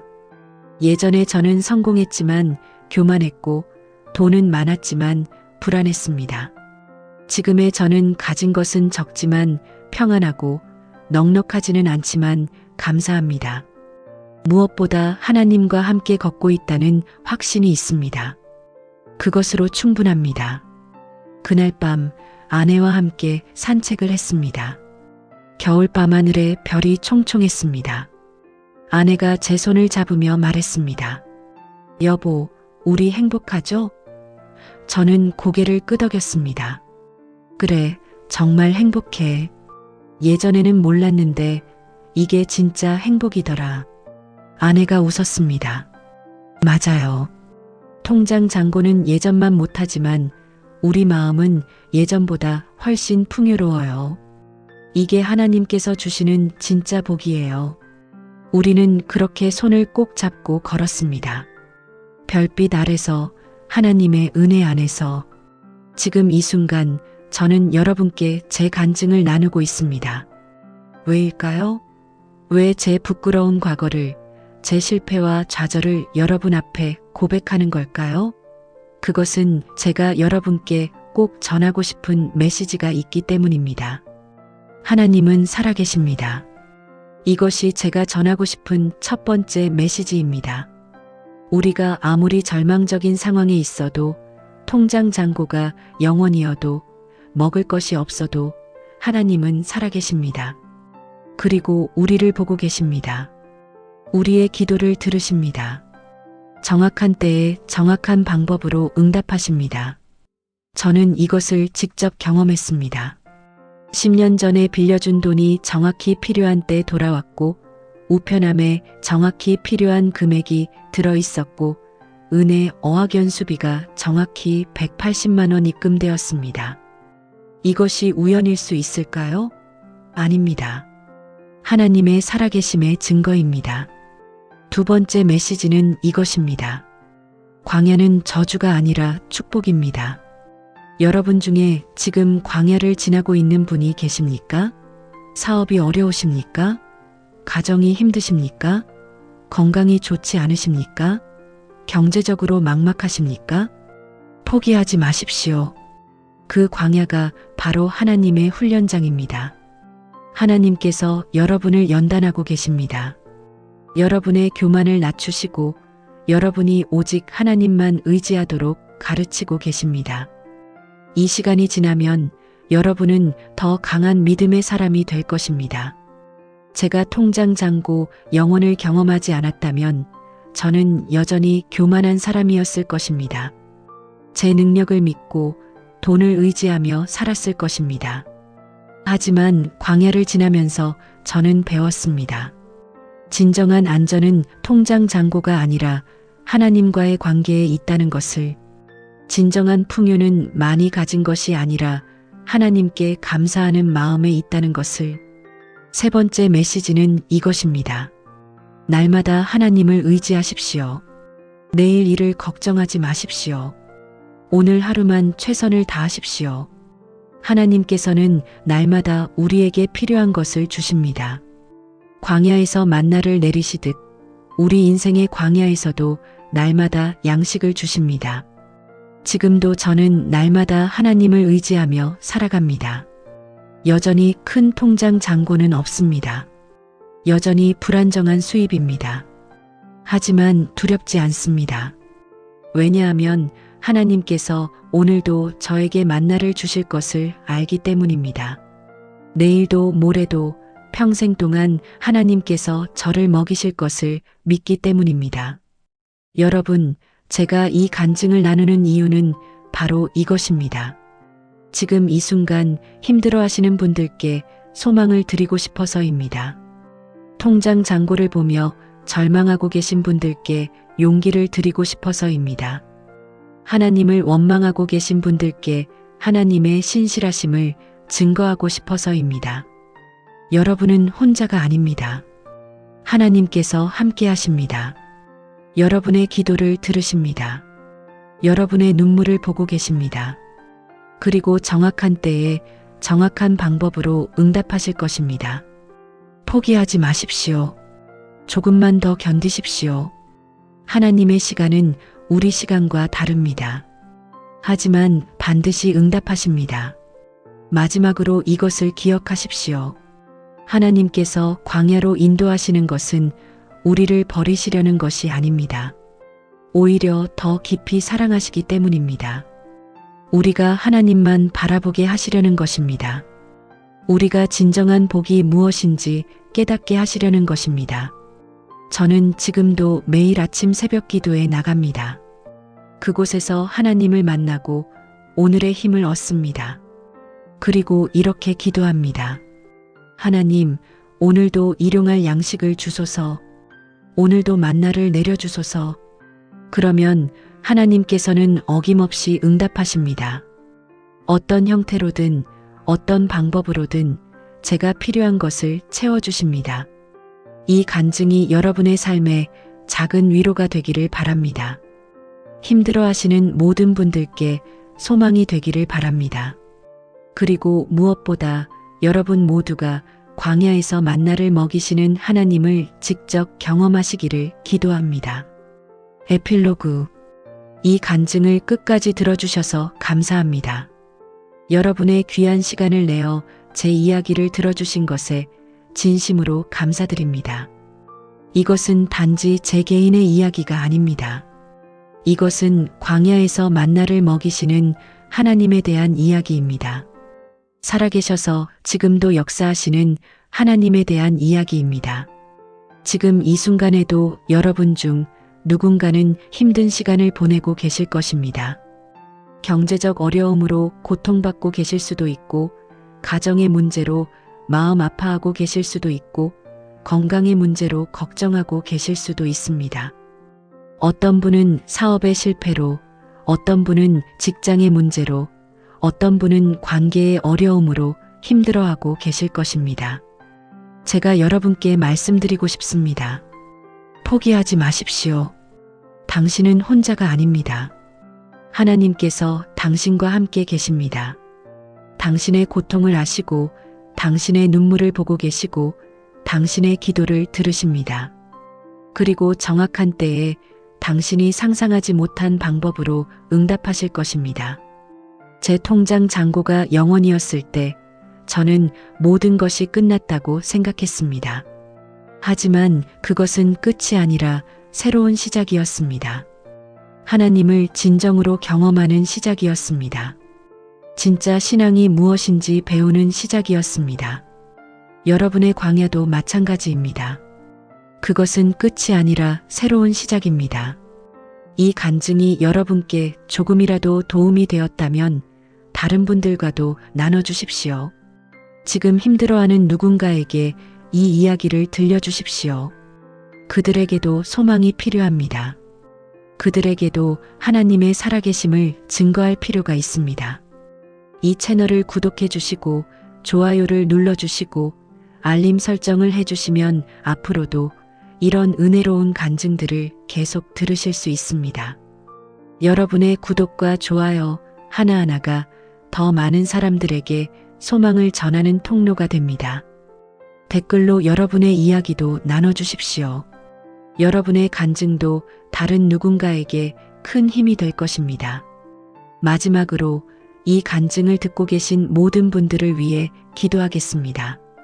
사랑하는 하나님 아버지, 지금 이 간증을 듣고 있는 모든 분들을 축복해 주소서.